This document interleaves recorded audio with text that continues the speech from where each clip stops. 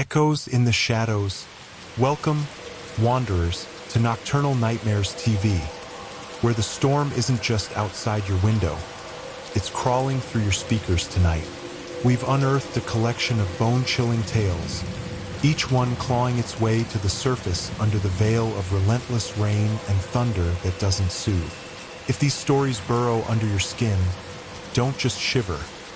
Smash that subscribe button and let the algorithm know you're brave enough to stay. I want to hear where you're hiding. Drop your city and a candle emoji in the comments if you dare. Now, lock your doors, steady your pulse, and let's wander deeper into the abyss where these horrors fester. The shadow in the attic. The scratching began subtly, a tentative whisper above my bedroom ceiling. At first, I dismissed it as the house settling. One more groan from the old bones of this Victorian monstrosity I'd inherited from my Aunt Clara. But it didn't stop. It became stronger, more demanding, until it resembled tiny claws scraping over old timber. Rats? I muttered, pulling the covers around me. Rats were manageable. I had dealt with them previously, in the decrepit brownstone I'd rented back in my younger, more adventurous days. A couple traps, perhaps a call to an exterminator, and the problem solved. Except the scratching did not resemble that of scurrying. It was intentional, metered, almost mocking, and it only occurred at night. Sleep became a luxury. Every night, the scratching got louder, pushing me deeper into the insomnia zone. Finally, bleary-eyed and at my wit's end, I faced the problem directly. It was Saturday morning, the sun shining feebly through the dusty attic window to give a sliver of courage. The attic door, which was hidden in a neglected corner of the upstairs hall, was a heavy, resistant thing, covered with a thick coat of dust that puffed up into the air with a foul cough. I pried it open to find an empty, cavernous room that smelled of mildew and neglected things. Equipped with only a flashlight and a strong sense of foreboding, I climbed the creaking pull-down ladder. The attic air was stale and heavy. It clung to my skin like a wet sack. Dust-covered furniture and abandoned trunks like a ghostly lace. Cobwebs wrapped the dusty furniture. Sunlight shone weakly through the single dirty window, casting long, distorted shadows that waltzed with every hesitant step I took. I swept the flashlight beam along the floorboards, looking for any clues that there was a rodent infestation. Rat droppings, chewed wires, a hole in the wall.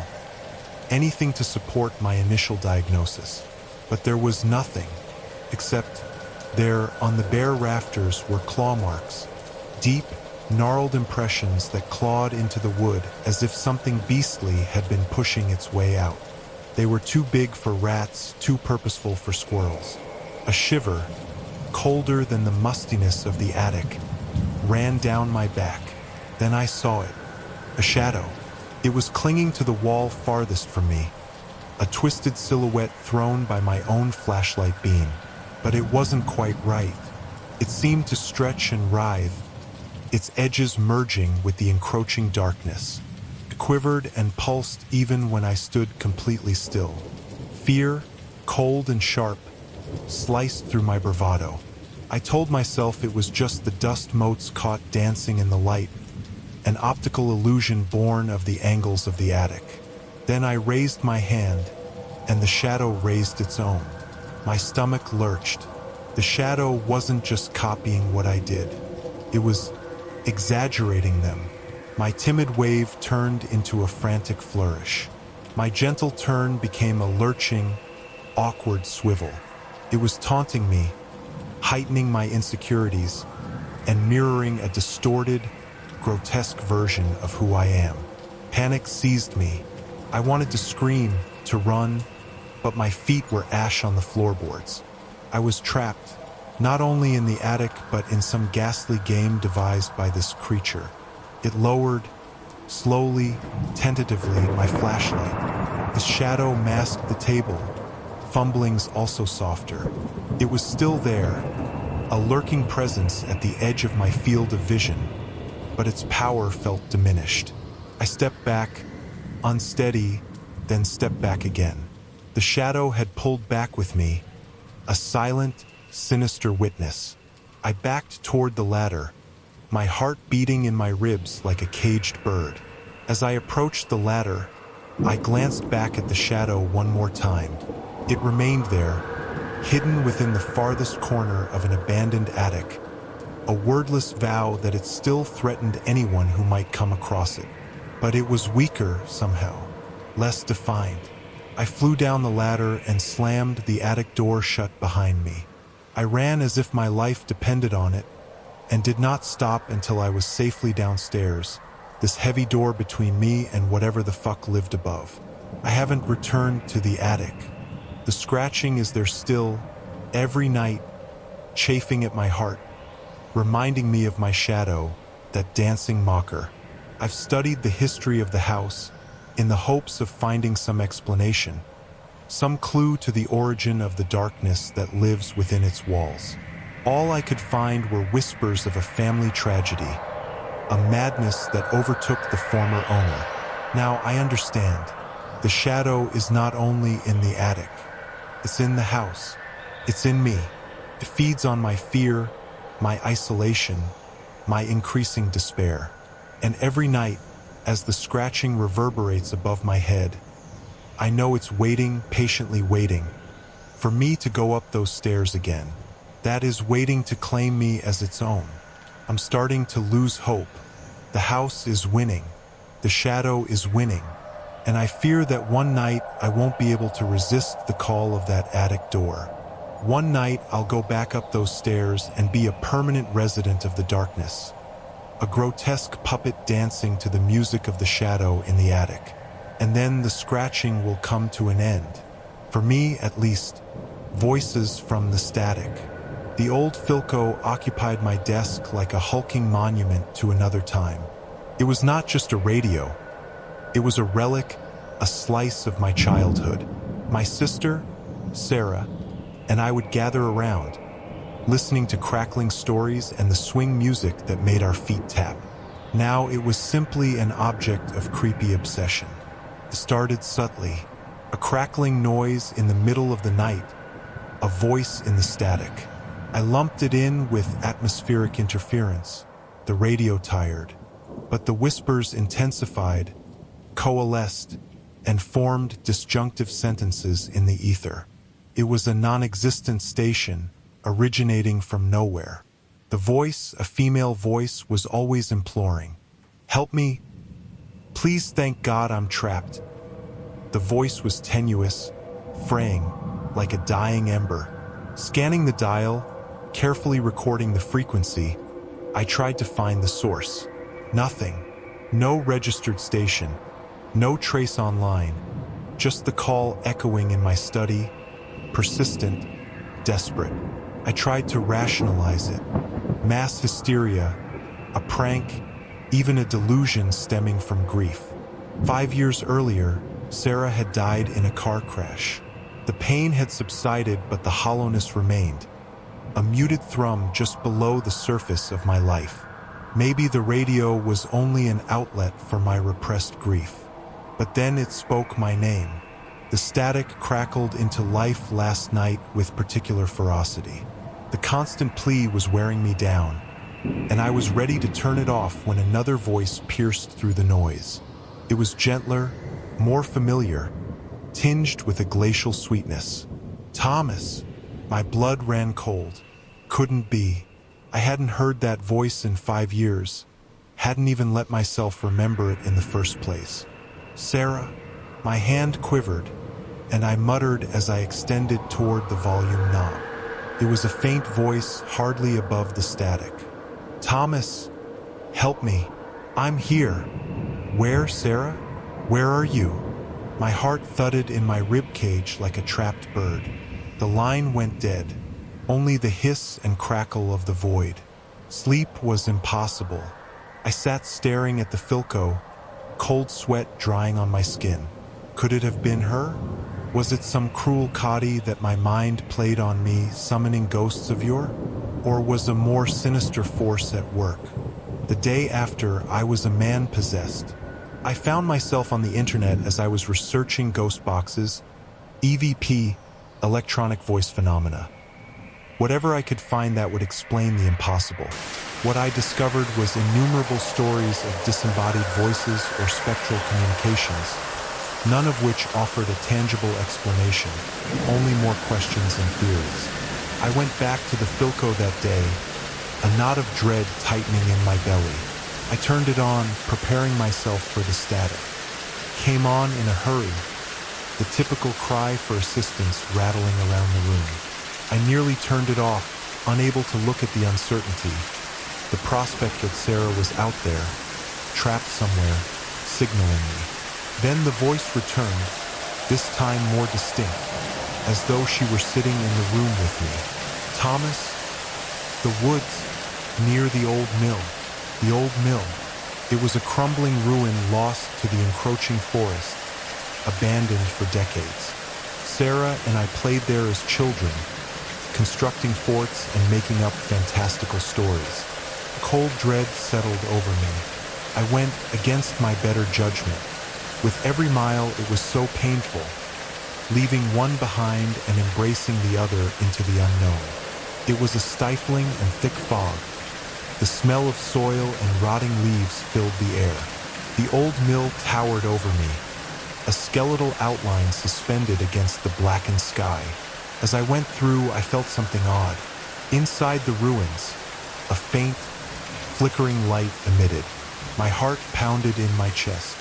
I took a wobbly breath and went inside. The scene inside was surreal. The inside of the mill had survived surprisingly well, lit up with flickering candlelight. And in the center of the room was a figure, a woman. She seemed like Sarah, but not entirely. Her face looked drawn, her eyes staring and blank. She moved in jerky, unnatural motions.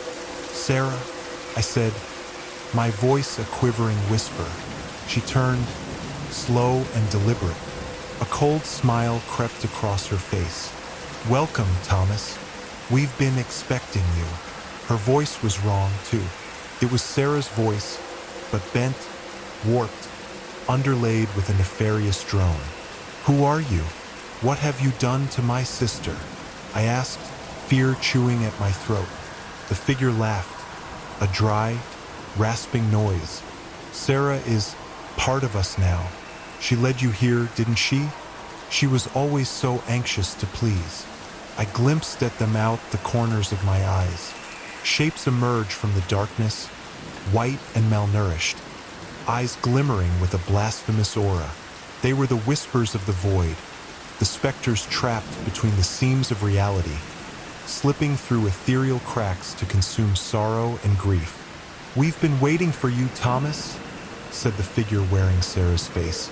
"You're going to help us amplify our signal." They lunged their frostbitten hands at the ready. I staggered backward, willing myself to run, but it was too late. It was as if the darkness was closing in on me, devouring me. What the last thing I heard was the crackling static, and Sarah's voice, lost and hollow, begging for help that would never come. A voice out there on some vintage radio now has one more voice in its arsenal, a plaintive voice that asks for help and calls a name my name. The new owners of the radio are now in for a sinister ride. The doll with no face. It sank into my bones, even with the layers of flannel and denim. Fall in Vermont was beautiful for sure, but there was a bite. I was knee-deep in decaying leaves, searching for interesting gnarled branches for a sculpture I wanted to create. The woods behind my newly inherited farmhouse were a gold mine. That's when I saw it, partially buried by a thick carpet of fallen oak leaves. I noticed a flash of white. I knelt down, intrigued, and dug it out of the debris. It was a doll, a porcelain doll, whole and unsettlingly pristine, marooned in the damp earth. Its Victorian-era dress, faded blue silk, had turned out to be remarkably intact, apart from the mud sticking to its hem. But it was the face that took my breath away, or rather, the lack of one. Where a delicately painted visage should have been was only smooth, unblemished porcelain. No eyes, no nose, no mouth. Just a blank, unsettling canvas. I should have left it there. My instinct yelled at me to put the lid back on, to act as if I hadn't seen it. But something compelled me, a collector's instinct, maybe, or a macabre curiosity regarding the uncanny. I gently wiped off the dirt from the doll, wrapped it in my scarf, and brought it back to the farmhouse. Later, in the warm light of the living room fireplace, the doll appeared different. The blankness remained, but somehow it seemed lighter. I put it up on the mantel, this strange, mute sentry watching over the room. That night, I dreamed of the doll. In my dream, it was at the foot of my bed, its featureless face tilted up toward me as if trying to see me. The air near it rippled, and a low, humming pitch undertoned the room. I awoke in a cold sweat, my heart pounding in my chest. The next morning, I went downstairs, the dream haunting my mind like a bad taste. I made a cup of coffee and looked at the mantelpiece. The doll remained, just as still and silent as when it had been left the day prior. Except, it wasn't, or at least something had quietly changed. I stepped closer, a mug of coffee forgotten in my hand. A faint line, scarcely perceptible, crossed the porcelain horizontally where the eyes would be. It resembled a shadow, a challenge of light. But when I looked closely, I saw it wasn't a shadow at all. It was an indentation, a small channel in the porcelain. I ran a finger over the line. It was definitely there. The doll was beginning to take on a face. "This is ridiculous," I said to myself, trying to dismiss it as a combination of sleep deprivation and an overactive imagination. But underneath it all, a frosty dread was starting to infiltrate my spirit. With each passing day, the changes became more apparent. A line in the center darkened and blossomed into the gentle contour of an eyelid. A faint indentation suggested the bridge of a nose. Gradually, laboriously, a face was taking shape on the featureless porcelain, and it was becoming a terrifying face. Because as days stretched into weeks, I came to the awful realization. The face emerging on the doll. It was my face, my cheekbones, my awkwardly bent nose, the slight dip into my chin. They were being transposed onto a doll's blank canvas. The nightmares intensified. Now, I saw the doll not only standing by the side of my bed, but replicating my movements, mimicking my emotions with its gradually forming features. The buzzing sound in my dream began to grow louder, more insistent. I attempted to eliminate it naturally, so I boxed it up, planning to drive it out into the woods and bury it where I discovered it. But when I opened the door to go out, the doll was there sitting on the mantelpiece, its half-formed eyes looking straight ahead. I attempted to burn it, but the flames would not ignite. I hit it against the floor, but the porcelain was as tough as granite. The doll was invincible, all-conquering, indestructible. Now I barely sleep. The face of the doll is nearly done. Its eyes, my eyes, are wide and empty, with terror in my vastness. It is a humming sound, now no longer quiet, but with time becoming a constant drone, background noise to the few hours of waking time I have left. And I know what's coming. It's kind of like the overwhelming feeling in my bones that I get just from nasty thoughts filling each and every corner. The doll is pulling off my face, piece by piece, detail by detail. And when it's done, when it is able to exactly reproduce my own face, I fear I will cease to exist. I will be reduced to nothing but an empty, hollow vessel, forever doomed to be trapped inside that accursed doll. I'm writing this right now, in the dead of night, the doll's reflection, which I can now see reflected back at me in the darkened window across the room. This face is a near duplicate of mine, save for one vital distinction. There is no life in its eyes, nothing but infinite, echoing emptiness. And every morning, when I look in the mirror, my own eyes seem a tad less bright, a little more vacant. In fading, I am less than what was me. The faceless doll is stealing my soul, little by little, and I know not how to make it stop. The last broadcast, I breathed this in, and all around me the studio hummed, a low, comforting thrum that was usually my only company during the dead night hours. Night Howls with Jack Stratton. The opening jingle screeched, and then the familiar scritch of my mic. Welcome back, Night Owls. I'm Jack Stratton, your voice in the darkness. We'll see who howls tonight. I settled into my headset, a motion that had become a well-practiced one for me, having done it thousands of times. Usually the phone lines were quiet at this hour, mostly prankers and insomniacs who wanted to talk. But tonight, there was something else in the air, some static charge that prickled my skin. The call was there, as usual, a gentle beep landing. Night Howls, Jack speaking. A raspy voice, tinged with fear, replied, Jack? Thank God. I need help. Easy there, friend. What's your name and what's going on? My name was David. I'm trapped in a bunker. My eyebrows shot up. A bunker? Okay, David, where is this bunker? Can you give me a location? He hesitated. Near Blackwood Forest, outside of town. I think it was built during the Cold War. I found it while hiking. Blackwood Forest, infamous for losing hikers, for the legends you spoke quietly about when you were supposed to be asleep. All right, David, stay calm. I'm on a recording of this call, and I'm gonna call the authorities the moment we're finished here. What exactly happened? His breath hitched. I went inside to explore.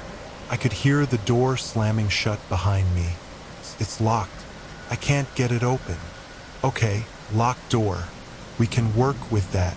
Is it just you and the bunker there? A long silence fell between us, broken only by the crackle of the phone line.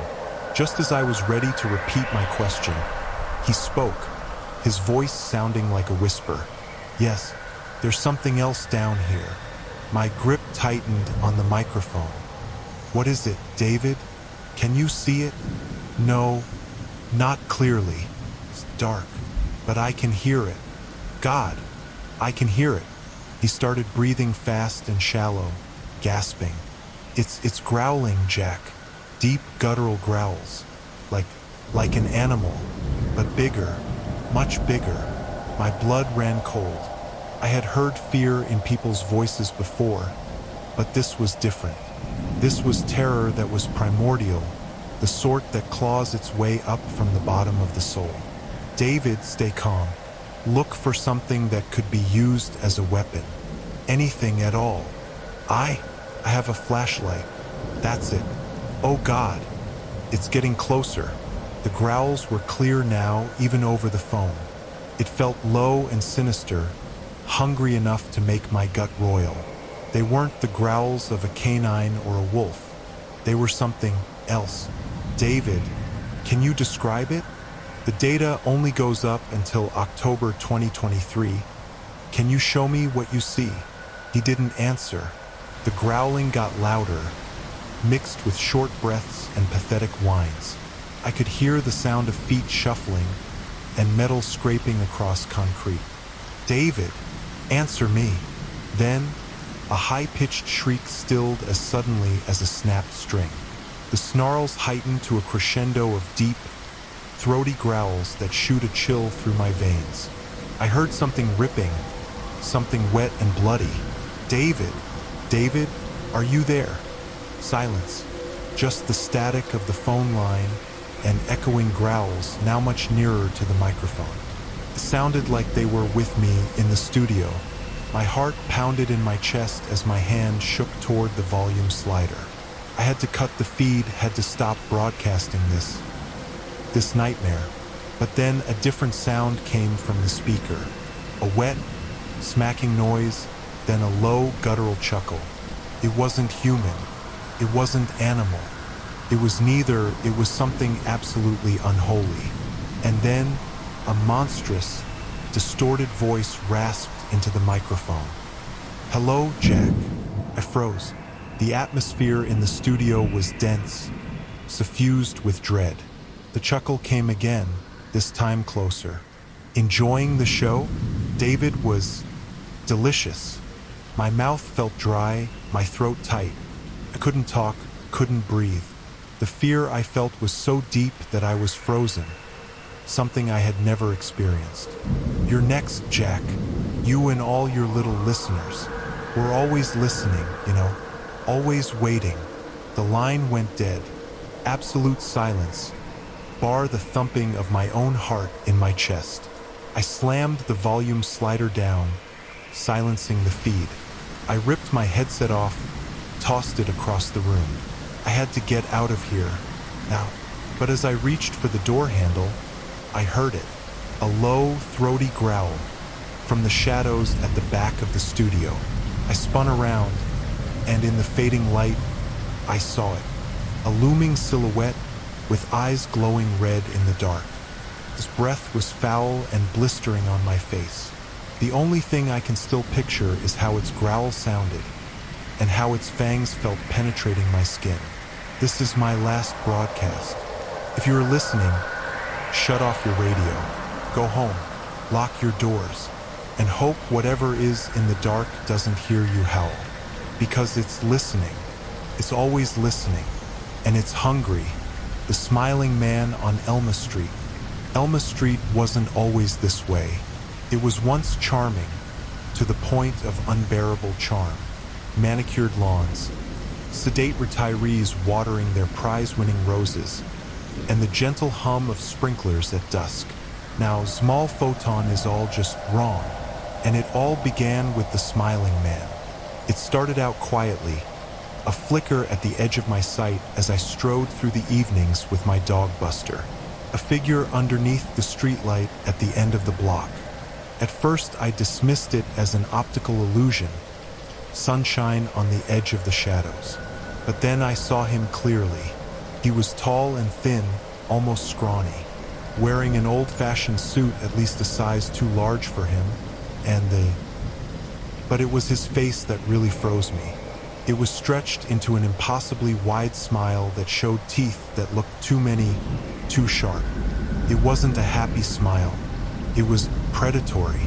Each night, he just stood there beneath the same streetlight, grinning. No movement, no sound. Just that weird, almost silent grin. I began walking Buster in the other direction.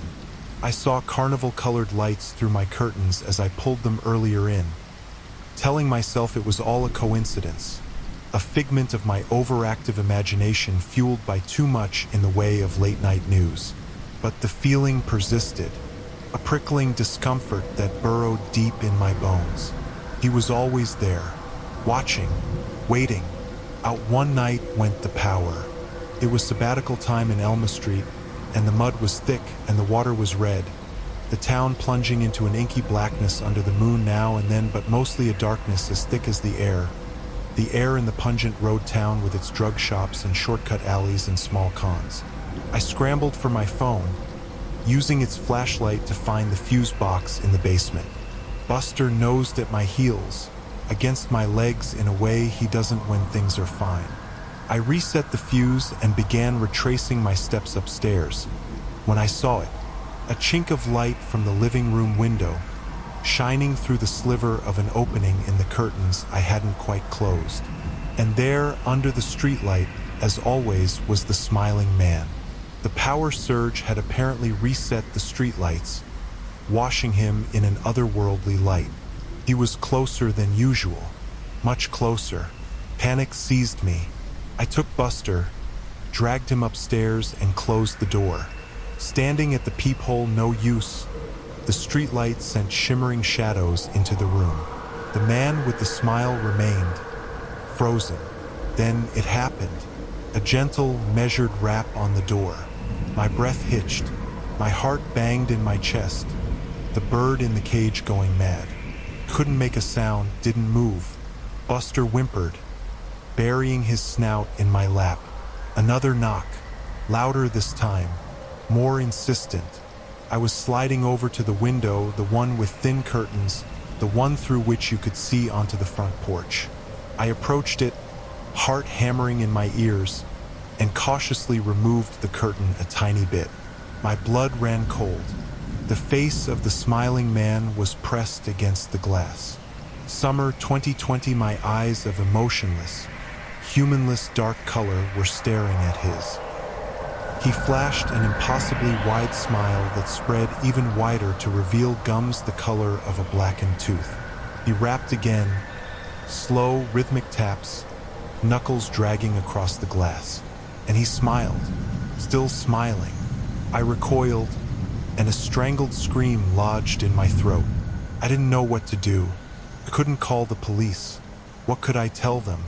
Did a smiling man just walk onto my porch? They'd think I was crazy. He persisted in knocking that measured and deliberate cadence. Tap, tap, tap. I sprinted to the bedroom, turned the knob, slammed the door, and shoved a dresser in front of it. Buster curled up next to me, shaking. I could hear them knocking on the front door, despite the heavy walls. Hours crawled by. Tap, tap, tap went the dank finger, again and again with no mercy. Tap, tap, tap. Outside the sky brightened, and dawn's first rays brushed the horizon. Lumbering, unsure, I tiptoed back into the living room. I peeked through the window. He was gone. The streetlight flashed, then went out altogether. Elma Street was quiet, enveloped in the gently peaceful light of the morning. The scene appeared deceptively normal, as though nothing had transpired. Like the smiling man, just a bad dream, an omen of my sleep-deprived subconsciousness. But I knew he wasn't. The tapping had stopped, but the smile remained ingrained in my memory, an eerie reminder of what I had seen. And I knew with an icy certainty that he would return, because he always is. Now every night I wait. I double-check the locks. I close the curtains tight. I listen for the tap, tap, tap. I know he is out there, somewhere in the dark, waiting for me to open the door, tamed to show me freshly how wide a smile can stretch. And I know one of these days I won't be able to not do it. One day, I'll open that door, and then, God help me, the forgotten patient. The gates of Crestwood Asylum stood like rusted sentinels against the bruised twilight sky, skeletal fingers reaching skyward. Read between the lines. October 12th, 2023. I wasn't a doctor, let alone a nurse. I was just the security guard, making minimum wage to make sure the rotting husk of Crestwood was left undisturbed. Most people there wouldn't last a week, but I needed the cash, and honestly, the quiet was refreshing after a life of non-stop clamor. But tonight, the silence was different, heavier somehow, saturated with a presence I couldn't explain. My patrol route was straightforward. Look around the perimeter, ensure no squatters had breached its walls, and then lock myself in the guardhouse and pray for sunrise. The first hour went by without incident, the beam of my flashlight dancing across the cobweb-covered hallways. Each room was a grim, still life of overturned beds, rotting wallpaper, and the smell of disinfectant and despair. Then I discovered the patient records. Inside the decaying remains of what was once the administration office, a dusty filing cabinet lay wedged open. Curiosity, a dangerous vice in a place like Crestwood, got the best of me. I opened a drawer that yielded a tableau of yellowing manila file folders, the labels worn and crumbling. The first records date back to 1942. I picked one at random. Written across the front was the name Emily Carter. The file described a young woman, admitted at 22, with what were then called hysteria and delusions of persecution. The handwriting was spidery and clinical, chronicling her growing paranoia and violent outbursts. As I read through the notes, I felt a prickle of discomfort. Doctors had laughed off her accusations as the ramblings of a mad woman. But there was something about the way Emily spoke of the shadows that followed her, the voices that called her by name, that sent a chill of familiarity down my spine. I closed the file, a gust of frigid air swirling around me. The temperature in the asylum was always several degrees below comfortable, but this seemed different. This took the form of a glacial murmur at the nape of my neck. I convinced myself that it was all in my head, the aftereffects of an unsettling file. I pushed myself to make a round of patrol, but the asylum was different. Everything from the creaky floorboards to the rattling in the untended garden broke like a thunderous sound in this aspiration, suffused with an evil intention. Then I saw it, scratched into the heavy oak door of what had been Emily's room. The same name named Emily had been carved into jagged, uneven letters. It looked freshly done. My blood ran cold. I did the same with the other doors on the ward. Emily, Emily, Emily. Each carried the same chilling inscription. My pace quickened, a frantic rhythm clattering off deteriorating floors. That would mean getting back to the guardhouse. I had to leave this place, but the asylum appeared to twist and morph around me. The hallways turned at impossible angles, doors vanished, and an unsettling silence was punctuated by the low, breathy sound of someone whispering, "Emily." I spun around, the beam of my flashlight fluttering erratically. There was no one in the hallway except the shadows, thrashing and gaping as time passed like the tide. "Who's there?" My voice was fully a whisper as I stammered. The only answer was another breath, colder, on my neck. I could sense it, a spectral presence hovering behind me, its brush a cold shiver on my spine. I ran with adrenaline pumping through my veins. I burst through a door and staggered into what appeared to be a common room, its furniture covered in dust sheets like mourning ghosts. And then I saw it, etched into the wall farthest from me. In letters of even larger and more frantic size than previously were the letters spelling Emily. But underneath it, in the same jagged scrawl, was another word, help. I froze, my growing sense of dread paralyzing me. Emily didn't just haunt this place. She was trapped, and she was making an effort to get in touch. Then, the lights began flickering, leaving the room almost in darkness, accompanied by the sound of a low guttural moan from the hallway that increased in volume with each passing second. I knew I couldn't stay. I had to get out. But when I went to run away, I saw it. A figure stood in the doorway, cloaked in shadow.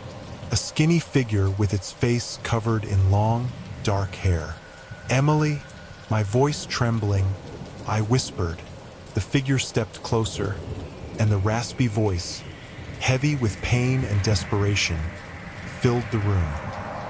"He's coming for me," it croaked.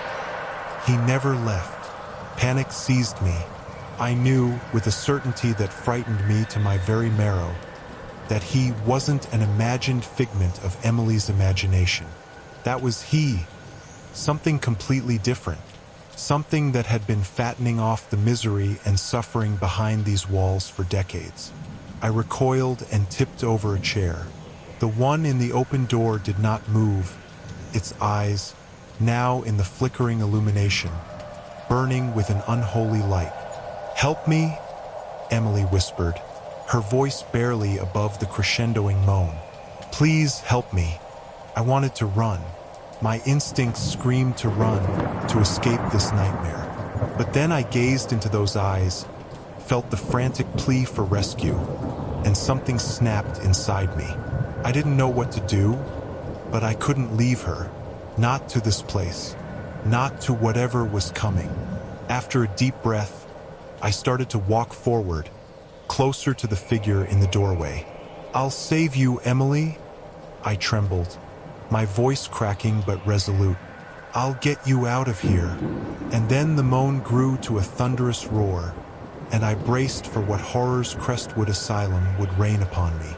My shift had just begun. The cursed camera. The old Polaroid had me as soon as I saw it. In a corner of the thrift store, on a dusty shelf, it sat a relic of a bygone time when instant memories were made into faded photographs captured in a boxy frame. I'm a sucker for vintage finds, and for $20 I couldn't resist. At home, I excitedly loaded a new roll of film into the camera. But then I heard the familiar whirring noise as the first photo was spat out, and I felt a tingle of nostalgia. I took a shot of Max, my cat, sprawled out on the couch, his orange fur radiating in the afternoon sun. When the image emerged, a surge of disappointment coursed through me.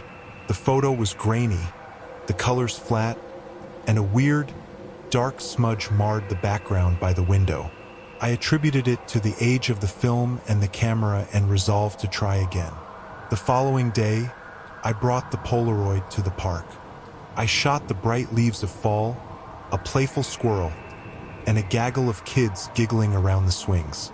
But all of the photos shared one flaw, that dark, unsettling figure lurking in the background. It was always far away, abstract, but undeniably real. Its head twisted at an unnatural angle, a gaunt silhouette with long limbs. I tried to rationalize it. Perhaps it was a trick of the light, a shadow fooling around with the aging lens. But a chill crept down my spine as I studied each new photo. With each shot, the figure began to look clearer, closer. In one, taken out by a mighty oak, it seemed to be behind me, the shadowy shape nearly merging with the trunk. Sleep was a luxury I could hardly afford. Every creak of the house, every snap of a twig outside my window made my heart pound. I began to see this in my dreams, its empty eyes gazing into my soul. I thought about throwing the camera in the trash, burning pictures, whatever to rid myself of this budding dread. But I was held captive by morbid curiosity. I had to know what this thing was, what it wanted. This morbid fascination led me to learn more about the history of the Polaroid. I learned that it had been donated by an elderly woman who said it was cursed, and that it took pictures of the newly dead. The store employees had resolutely dismissed her as senile and anxious to dispose of the unwelcome item. But now, her words rang in my ears, an ominous validation of my terrors. I decided to snap one more photo. I positioned the camera in my living room and the flash blinded me. As the photograph developed, a wave of nausea swept over me. The figure was no longer a background image. It was right behind me, its bony appendage on my shoulder. Its gaunt, pale face was inches from my ear, its hollow eyes aglow with an ancient, malevolent hunger. I shrieked and dropped the photo, scrambling away. I ran to the garage and picked up a hammer and smashed the Polaroid into tiny pieces, the plastic and glass shards bathing the floor. I collected the photos, piled them all in the fireplace, struck a match. I watched the flames, half tormented over an image burned into my mind and half tormented over the twisted and anguished body of the half-formed figure. Silent scream burned into the canvas, seared into my synapses. For some time, the nightmares eased. The house seemed lighter, the air fresher, and I began to think that I had finally banished the curse, that I had freed myself from the specter's grip. Then I awoke one morning with a pain shooting through my shoulder. I turned back to scratch it, and my fingertips touched something cold and bony. My breath stuck in the back of my throat as I ran to the bathroom mirror. Tattooed on my shoulder, raised on my skin, was the faint but unmistakable image of a skeletal hand. And in the reflection, just behind me, was the gaunt figure, its eyes fixed on mine, a sickly grin stretching across its lips. The hollow children. The October air was always a little heavy in Harrow Creek, a burden of expectation, of dread, and a taste, faint and metallic, that I could never place.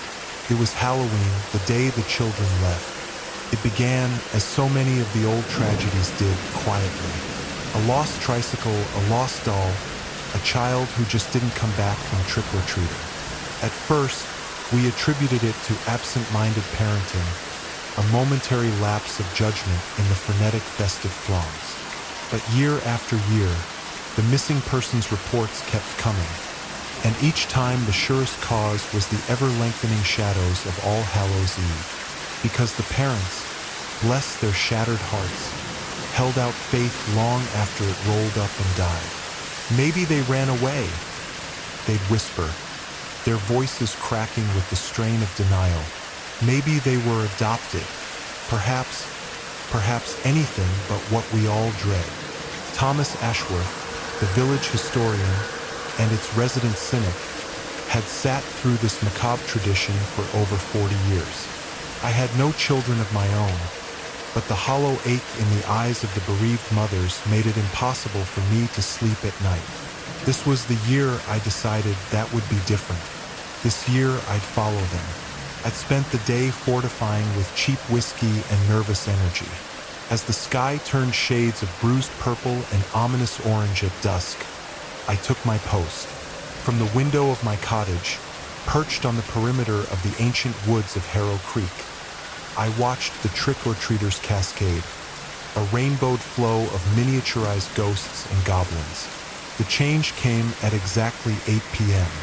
A handful, no more than 10, of people filtered out from the larger throng, their eyes, usually glistening with the sugar-fueled frenzy of the night, appeared oddly vacant, almost glazed. They moved in disturbing, synchronized purpose heading into the woods. I took a heavy woolen coat, a rusty flashlight, and a bottle of courage, more whiskey, and followed. The woods consumed them whole. The air turned chillier, the upbeat Halloween music blaring from the village dwindling into solemn silence. The only sound was the crunch of leaves under my own boots and the frenzied drumming of my heart. I pressed inside, the light from my flashlight slicing a thin cant through the gnarled trees. The branches scraped at me like skeletal fingers attempting to drag me back. I almost went back, but the sight of those empty children's eyes drove me on. Then I heard it, laughter, high-pitched, a little manic, and bliss-free. It whirled through the trees, ricocheting off of hidden surfaces, sending me deeper into the shadow. Finally, I saw it, an enormous mouth in the ground, concealed in the back of a curtain of verdant ivy. A cave. The laugh came from inside, growing louder, more insistent. I walked slowly and cautiously to the entrance. The air coming out of the cave was cloyingly sweet, like overripe fruit blended with something metallic. The same thing I had noticed in the Halloween air. I paused for a deep breath before submerging in the dark. The pool of my flashlight leaped around the cave walls, exposing a cavern of impossible dimensions. Weird, bioluminescent fungi clung to the wet stone, producing an eerie, ethereal light. And there, in the middle of the cave, they were, the children. They were playing. They run after each other, whirling, giggling, the echoes bouncing off the cave walls. They were in their Halloween costumes, their faces smeared with candy. But their eyes were hollow, hollowed-out eyes, pupils erased, mirroring the alien light of the fungi like shining obsidian. Their limbs bent at uncomfortable angles. They moved with a jerky, unnatural grace. They didn't seem to see me. They appeared to not see anything. I felt a wave of nausea wash over me. This wasn't play.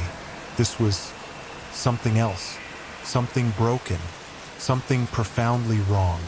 As I stared, riveted by the gruesome display, one of the children tripped and fell. Another rushed in to assist, extending a small, skeletal hand. When they did touch, a sliver of the bioluminescent fungi brushed against the prostrate child's arm. The skin it touched started rotting and turned into a bubbling, viscous goo. The child didn't react. It just got up, as if nothing happened, and kept on playing. I stumbled backward, struggling to comprehend. Where had these children gone? Which unholy ritual had turned them into these horrors? Then I saw it. In the rear of the cave, silhouetted by darkness, stood a figure. Lank, skeletal, and wrapped in something like shredded cobwebs.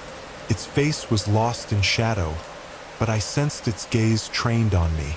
I knew with bone-chilling certainty that it was the source of the laughter, the scheming puppeteer of this macabre theater.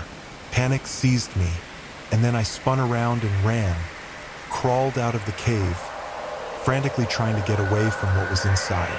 That laughter trailed behind me, echoing in the woods, pursuing me through the village. I staggered into my cottage, slammed the door shut, and barricaded it with whatever I found. I huddled inside, trembling, the image of those voided eyes burning itself into my mind.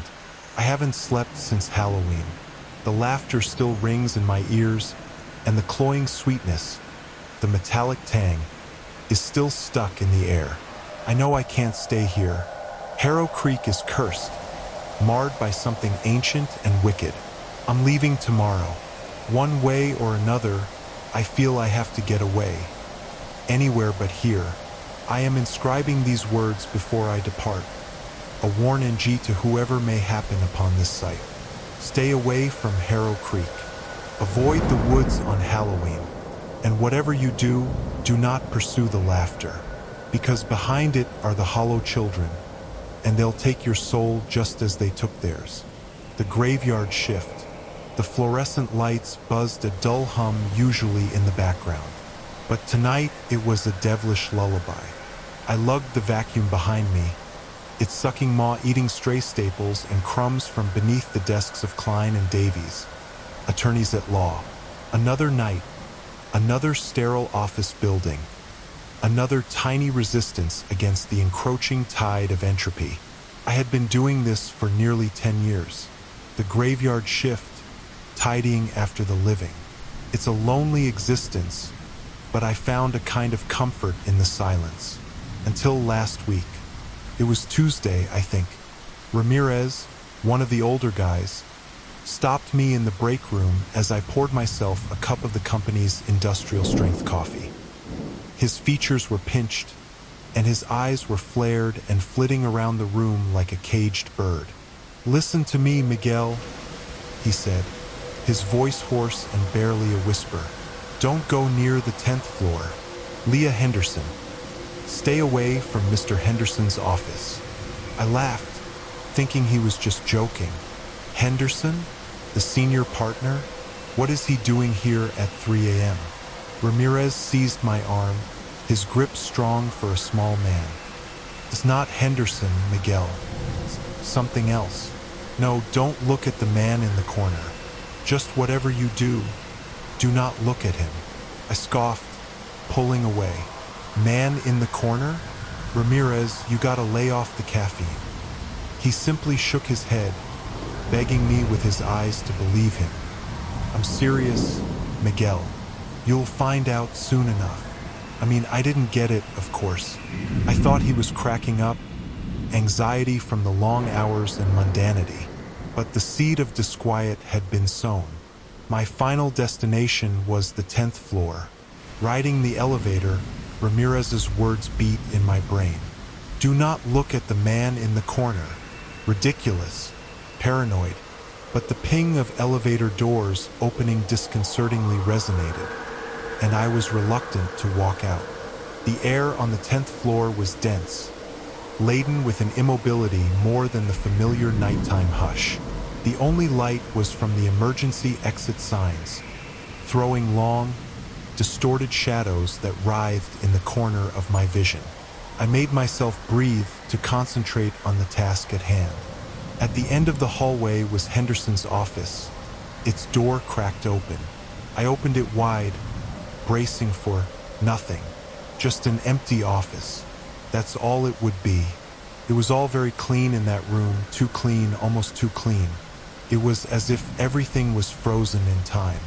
I went about my duties, emptying the trash, wiping off the desk, staying clear of the room's corner instinctively. And then I saw him. Not directly, not at first. I saw his face reflected back in the darkened window. A shadowy figure in a corner. A man, long, thin, with unnatural, protruding limbs. He was turned away from me, but even in the warped mirror, I could feel his gaze scorching the back of my skull. I froze, my heart pounding in my chest. Look away, don't look, don't look. Ramirez's warning rang in my head like a thunderclap. I made myself look away, made myself return to cleaning. But the sight of the man in the corner was seared into my retinas. Every mirror I went by, the polished surface of the desk, the chrome legs of a chair, the glass of a picture frame, revealed him there, lurking in the shadows. He was a bit closer, a bit clearer each time. Panic clawed at my throat. I wanted to run, to scream, but a fear paralyzing in its familiarity gripped me as if I were still a child. I churned through tidying up the office with mechanistic precision, darting my eyes nervously into every reflective surface. As I reversed out of the office, I took one last look at the window. He was still there, but now his head was cocked slightly to the side, enough for me to see the edge of his face. It had grown gaunt and skeletal, with eyes that were black pits of nothingness. I shut the door with a bang and raced out of 10, gasping. I didn't cease running until I was inside the break room, downing the room temperature coffee as if it were oxygenated oil. That was last week. I told myself it was lack of sleep, a trick of the light, an overactive imagination. But I can't shake the feeling that I saw something real in that office. And now he's everywhere.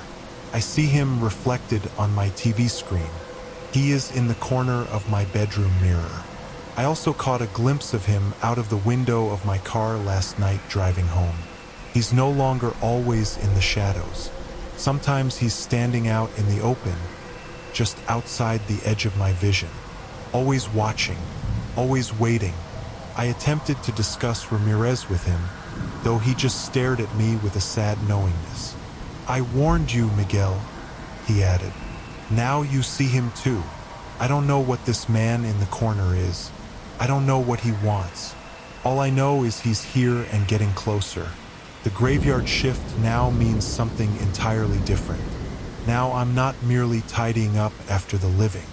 I'm struggling to remain one of them. And I'm losing. The fingerprints are becoming clearer. The shadows are growing longer. And the corner is always there waiting for me. The mirror in the basement. It was a steal, they said, the house. Charming fixer-upper, the realtor chirped. Her smile just a touch too wide, a touch too practiced. I should have listened more closely to the fixer-upper bit, the basement especially. Dark and damp and smelling faintly of things best left undisturbed. It was where nightmares went to breed. And in the middle, leaning against a decaying wall, was the mirror. It was old, that much was clear. The ornate frame was tarnished, the silvering pitted and clouded here and there. But it was the scale that hit me. It was close to 6 feet tall, towering above everything else down there. I attempted to lift it, but it was heavier than it appeared, and an immovable thing in an underworld. I said it was just a mirror, an antique, maybe even valuable, something to be scrubbed, shined, and ultimately flipped for a fair profit. But from the very first moment I laid eyes on it, a prickle of alarm crawled along my skin. The discomfort increased day by day. I began to avoid the basement, rationalizing that I had more important things to do. But the mirror infected my brain, a dark mark on what was otherwise a bright and hopeful house-flipping project. Bring it on. So I did the scary thing.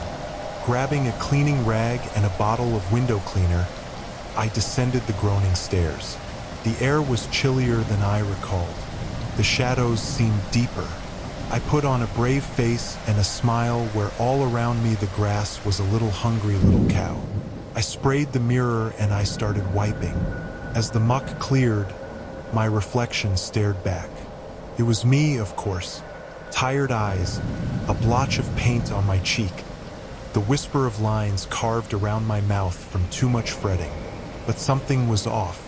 My reflection appeared sharper, more defined, and its eyes, they sparkled with a glimmer of something I couldn't quite place. One who thinks with a coldly logical mind. I blinked. It was gone. Just my imagination, I tried to convince myself. The buzzing fluorescent bulb made me see double. I wiped the mirror clean and scurried back upstairs, spine prickling. That night, I couldn't sleep. I could not sleep. That face, that reflection, its hollow eyes burnt into my mind. At last I fell asleep and went straight into a nightmare. I stood in front of the mirror in the basement. My reflection blinked by itself, slow and purposeful, sending a thrill of terror coursing through me. Then its lips moved, shaping words that I hardly heard. Trade places, it whispered, the voice low and rasping. Or I'll take your face. I woke with my heart pounding in a cold sweat. It was just a dream, I reassured myself, but the fear remained. I avoided the basement for days, hiding out in the relative safety of the upper floors. But the nightmares kept coming, everyone more vivid and screaming than the one that came before. In one dream, my reflection crawled out of the mirror, long skeletal fingers. In another, it was wearing my clothes, speaking with my friends, living my life while I stayed prisoner to the glass. Finally, I realized I could not put it off any longer. I had to do something. I read up on antique mirrors, hoping to find some cause for my nightmares. I found whispers of folklore, of mirrors portrayed as passageways to other realms, of reflections snatching souls. It was all superstitious nonsense, I told myself, but a part of me did not entirely dismiss it. With this piecemeal knowledge in hand, I returned to the basement. A strange energy was buzzing around the mirror. My reflection, its eyes ablaze with unholy light. "You cannot have my life," I said, my voice shaky but steady. "I won't let you." My reflection smiled a slow, predatory grin that showed too many teeth. "It is already too late," it was whispering. "I'm already inside you." That's when I noticed it, a subtle shift in my face. My once sad eyes now glinted with the same cold intelligence I had seen earlier in the mirror. My glass hand reached out, passing through the mirror for all my understanding. It snatched my face, its grip unexpectedly tight. I screamed, but it came out a muted holler, the sound stifled, caged in my own dome. I felt a scalding pain like they were scraping the features off my face and replacing them with something foreign and pale. The reflection cackled, a victory-pitched, resonating voice that surrounded the basement.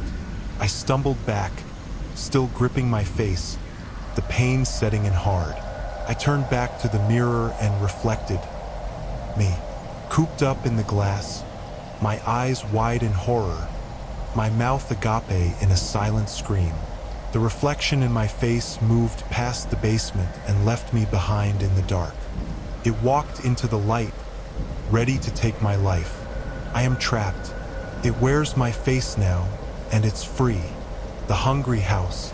The rent was obscene, so low as to be ridiculous and suspicious. In a city where a shoebox was more expensive than my first car, this two-bedroom, in a brownstone, was newly renovated with sun-drenched living spaces for a price that sent my eyebrows straight north every time I thought about it. I should have known better. I really should have. But desperation, as they say, makes fools of us all. I signed the lease. Mr. Abernathy, the landlord, was a wan man with granite eyes and a smile that never seemed to reach them. He laughed frequently, a dry, crackling sound like leaves skidding on the pavement. When I asked about the low rent, he laughed. When I asked about the faint, metallic odor in the air, he laughed. He continued to chuckle and shuffle papers. The first week was bliss. I unpacked and arranged my meager possessions and delighted in the space. Sunlight flowed in through the oversized windows, catching dust motes floating in the air. Save for the occasional creak as the building settled, it was almost deafening. I reassured myself that I was being paranoid about the smell, that it must be just old pipes or something equally unremarkable. The second week showed the cracks. Literally, hairline fractures crisscrossed the freshly painted walls, seemingly overnight. The metallic smell grew, coating the back of my throat like a ghost cough. And then there was the noise, a humble you in the gut and the ground beneath you, usually around midnight until just before dawn. I tried to ignore it. I turned the TV up, I used earplugs, and I took sleeping pills. Nothing worked. The hum, it permeated everything. It seeped into my bones and made me slowly insane. I began to notice things in my peripheral vision, hints of shadows, and darting shapes that faded as I turned to look. I dreamed of blood-red walls and endless, echoing halls. One morning, I woke to a stain of crimson blooming on the wall above my bed. It wasn't paint. It wasn't blood, exactly. It was chunky, dark, and viscous, unappealing to my stomach. As I fell out of bed, that metallic smell was so strong it made my mouth water. I rushed to call Mr. Abernathy. His phone rang, and then his voicemail picked up. I messaged in a panic, describing the stain, the smell, the noise. I insisted that he come and repair it right away. He appeared late that afternoon, his granite eyes gleaming in the murky corridor. The dark roof overhang with the scarlet blot had concertinaed into focus for him as if by magic, and very callous to stab a chap at his own party. He said as if he were not surprised at the stain, which so now alarmingly spread across the wall. He seemed unfazed by my panicked babbling. All he did was laugh, that dry, rustling sound that now sent my skin crawling. "Oh, that," he said, his voice low and rasping. "Oh, that's just the house getting hungry." I stared at him, dumbfounded. "Hungry? What are you talking about?" He waved vaguely around the apartment. "This old house, it has to eat, always has. It's why the rent's so low. It uses energy, emotional energy mostly, fear, anxiety, despair. You know, the good stuff." My blood ran cold.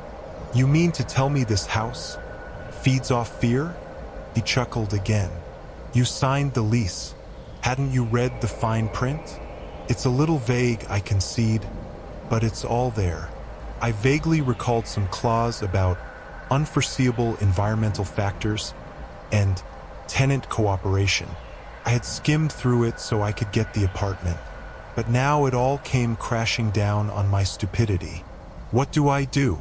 I begged, my voice quaking. He shrugged. "Nothing you can do. She's got you now. Just try to relax, you know? The less you resist, the less it hurts." He walked away, chuckling into the hallway. Desperation clawed at my throat as I grabbed his arm.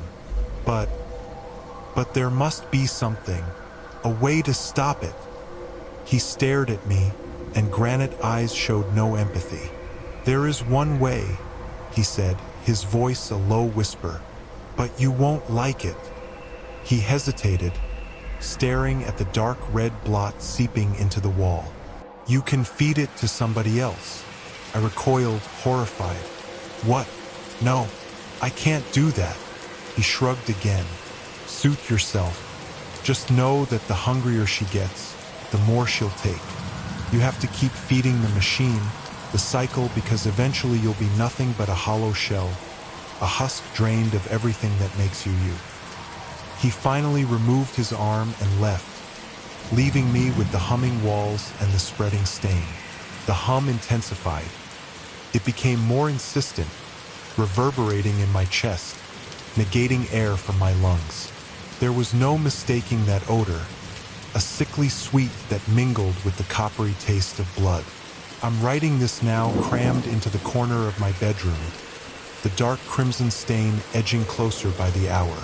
I can feel it, an emptiness that gnaws, a dread that grows until it almost swallows me. I can hear it too, not merely the hum, but a wet, sucking sound, as if something was slowly digesting its prey. I know what I have to do. The words of Mr. Abernathy keep ringing in my ears. You can give it to someone else to feed on. But who? I don't have anyone. No friends, no family. Just strangers. People on the street. People who wouldn't be missed. The thought is repulsive. But the other possibility, the idea of turning into just a husk, a toy for this hungry house, that's so much worse. It's now nearly up to ceiling level stain. The hum is deafening. I can feel the house closing in on me, hungry, suffocating. I hear footsteps in the hall. Someone is coming. I know who it is, but I know what I have to do. The lock clicks. The door creaks open. I'm so sorry. The skinwalkers call. The Rockies have a tendency to devour you, not so much physically, but in a more primal, soul-deep sense. I had always been attracted to them, a magnetism that drew me to the wild. But this trip, it felt different. The air was more oppressive, the silence more complete, the shadows longer, even at noon. I had been out for 3 days and had ventured farther into the backcountry than I usually would. My tent sat next to a glacial stream, its water so cold it hurt my teeth to drink. That solitude felt intoxicating, but a creeping fear had started to settle into my bones, a prickling sense that I was not as alone as I dreamed. It started subtly. A rustling in the undergrowth just outside the light of the fire sounded less like an animal and more like footfalls. A flash of movement at the periphery of my sight, just fast enough to register, just alarming enough not to ignore. I attributed it to paranoia, to the way isolation turns a city dweller's mind. But the sensation refused to abate, intensifying hour after hour. As I crested a ridge over a silent valley yesterday, I heard it. My name, David. It wasn't an echo. It was a clear, distinct voice summoning me. And it was my voice. My blood ran cold. I stopped, scanning the landscape, my hand instinctively reaching for the bear spray clipped to my belt. The valley was empty. Sunlight splashed the mountainsides with gold and green, yet beauty could not break through the dread that took me. David? The voice called again, closer this time, horrific in its familiarity. It sounded like it was standing right behind my shoulders, whispering in it, "Come." My heart was beating in my ribs as I spun around. Nothing, just the wind through the pines, the distant call of a hawk. I tried to rationalize it. Perhaps that altitude, messing with my ears. Perhaps a rock formation produced a peculiar acoustic phenomenon. But deep down, I knew something was wrong. Sleep that night brought no escape. But the whispers followed me to sleep, wrapping about me as a miasma. I thrashed around, resisting the impulse to flee, to pack up my camp and run blindly back to civilization. At dawn, I packed my gear with shaking hands, knowing I had to get out of this accursed place. I was walking down a narrow trail, my eyes flitting anxiously from shadow to shadow, when I heard it again. The sound of my name calling, longing. David. We've been waiting. This time, I didn't stop. I kept going more quickly, panting heavily. The voice grew louder, nearer, mocking my attempts at escape. I could sense it looming, a shadowy weight inching closer, settling heavier. Then, just like that, the trail opened up into a small clearing. And there it was, the figure in the center of the clearing, limbs lifted to the pale morning light, was me. Or at least something that resembled me. It had my face, my build, and even the clothes I was wearing. But still, something was deeply, fundamentally wrong.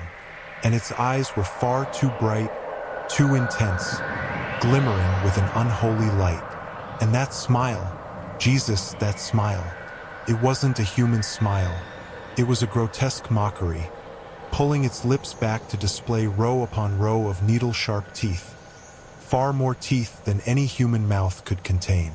It was the smile of a predator, a promise of brutality and torment.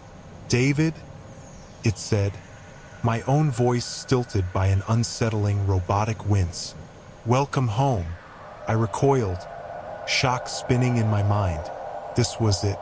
This was what they'd warned about in the old Navajo tales, sensed the elders murmuring in the dark around the fire. A skinwalker, a creature that could take your shape, wear your face, lead you to your death. I knew, with a certainty that froze me through and through, that running would do no good. It was quicker and more powerful, and it knew the terrain better than I ever would, but remained rooted, paralyzed by fear. I grabbed the bear spray, fumbling with the safety. The creature turned its head to the side, laughter in its eyes. "Do you actually think that is going to work, David?" it said with a chuckle, the sound grating on my nerves. "I am you. I know your weaknesses." It moved forward, and I suddenly knew the real horror of what I had done. It wasn't just that it resembled me. It knew me. It knew my fears, my doubts, my greatest insecurities. It might use my own mind against me. I sprayed the bear spray, a gesture of futile rebellion.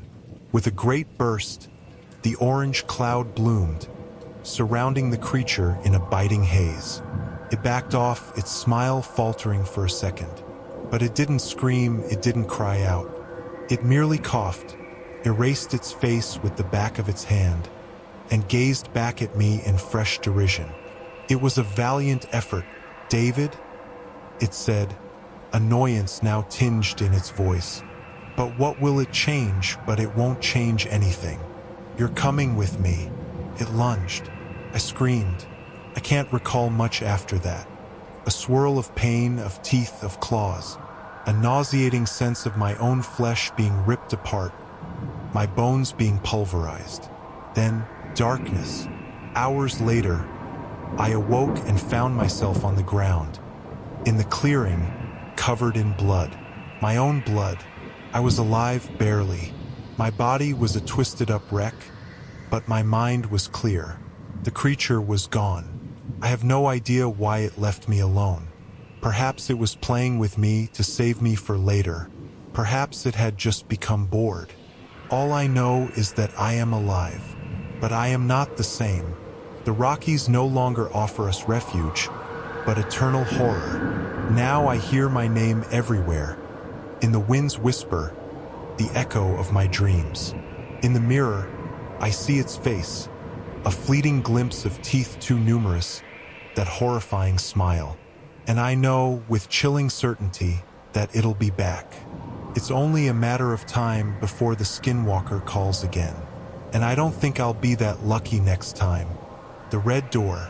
It began subtle, as craziness often does. A strain in the familiar, a minor dissonance in the song of my life. I woke up and there it was one Tuesday. A door. Red. My apartment is small and precisely laid out. Every shelf, every picture, for a reason. There's just no room for another door. But there it was, a shrieking line of red in the muted grays and blues of my hallway. A door of some dark, heavy wood, painted a hue of red that felt like it was pulsing, throbbing with a life of its own. There was no handle, just a clean, smooth, uninterrupted surface. Panic clawed at my throat. I'm a logical guy, a professor of astrophysics. I work in the concrete, the measurable, the explainable. Are red doors materializing out of nowhere? That was well out of my area of expertise. I checked the obvious.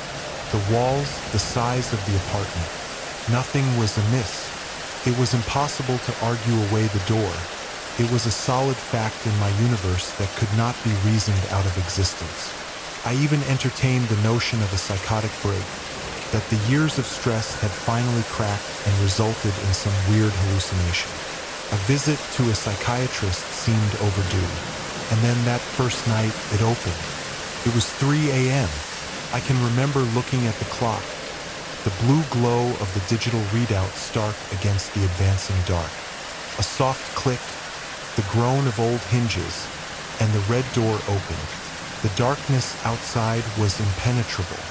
Not the soft, velvety darkness of a moonless night, but a thick, suffocating void that swallowed all light, all sound. A chill, deeper than anything I'd felt, radiated from inside the opening. It stuck to my skin and seeped into my bones. I stood frozen, gripped by a primitive terror that rang through my very core. I felt a scream rise in me, felt my legs long to run, but I was planted there, powerless to move while I waited for the real world to end, painful detail after painful detail, and so I knew I was here and I was on the ground watching this impossibility unfold. So just as it opened up, the door was slammed shut. The click pierced through the apartment, a final, brotherly, horrifying period. I didn't sleep that night. The next few days were a rabbit hole of panic-driven research, trying in vain to make sense of the unexplainable. I spoke to co-workers just enough to check their sanity and their knowledge of, well, anything that might have led to the spontaneous generation of a red door.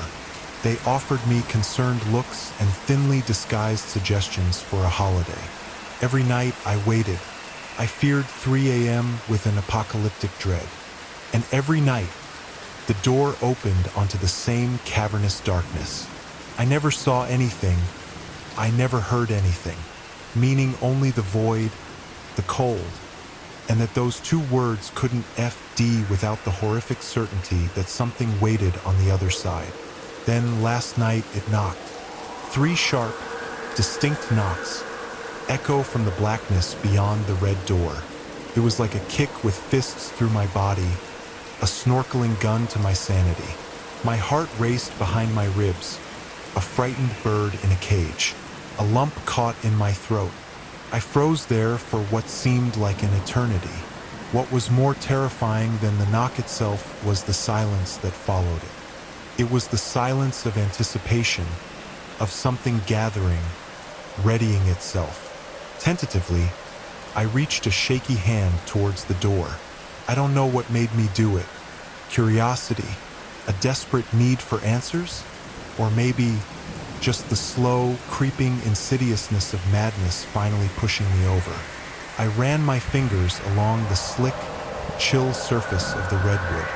Just as I did, a hiss crawled from the gloom, a voice so deep, so guttural, it felt to rattle in my very soul.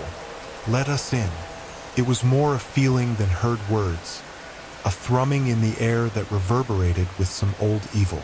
I jerked backward, withdrawing my hand as though burned. I slammed the door behind me, locking the deadbolt with urgent intensity. I stacked furniture against it, the sofa, the armchair, whatever I could find to barricade myself against whatever was coming from the other side. And now I'm sitting here, all curled up in the corner of my living room, looking at the red door. My eyes sting, my body shakes with fatigue and terror. A digital clock on the back wall taunts me every minute, counting the seconds until 3 a.m. I don't know what's on the other side of that door. I don't know what wants to come in. But I do know this, whatever it is, it has been waiting for a long, long time. And tonight, I worry my barricade will break. The red door opens tomorrow night, and this time I may not be able to shut it. The puppeteer. The sleepwalking began as a trickle. He's gone AWOL. A missing book. The strange feeling we had lived through Tuesday already. Then it escalated. Falling asleep in the garage with cotton in my ears. No recollection of climbing onto the roof of the porch, staring at the sunrise. My wife, Sarah, was terrified. So was I. "You need to see a doctor, Mark," she said. brushing my hair back from my sweaty forehead after another episode on the roof. This is ridiculous. I knew she was right, but doctors meant admitting that something was really wrong, something out of the realm of normal stress. I had always been a rational man, a pragmatist. This felt different. I didn't buy a doctor, I bought a security camera. HD, night vision, motion detection. I set it up in the corner of our bedroom, hoping to catch the nocturnal scuttlings and perhaps bring some illumination to the mystery. I told Sarah that it was for her peace of mind, which was not entirely untrue. The first few nights went without incident. Empty bed, empty room. Only the low hum of the refrigerator and the distant rustle of leaves outside the window. But I was beginning to feel ridiculous, as though I were chasing phantoms. Then came the night that I nearly didn't watch the footage.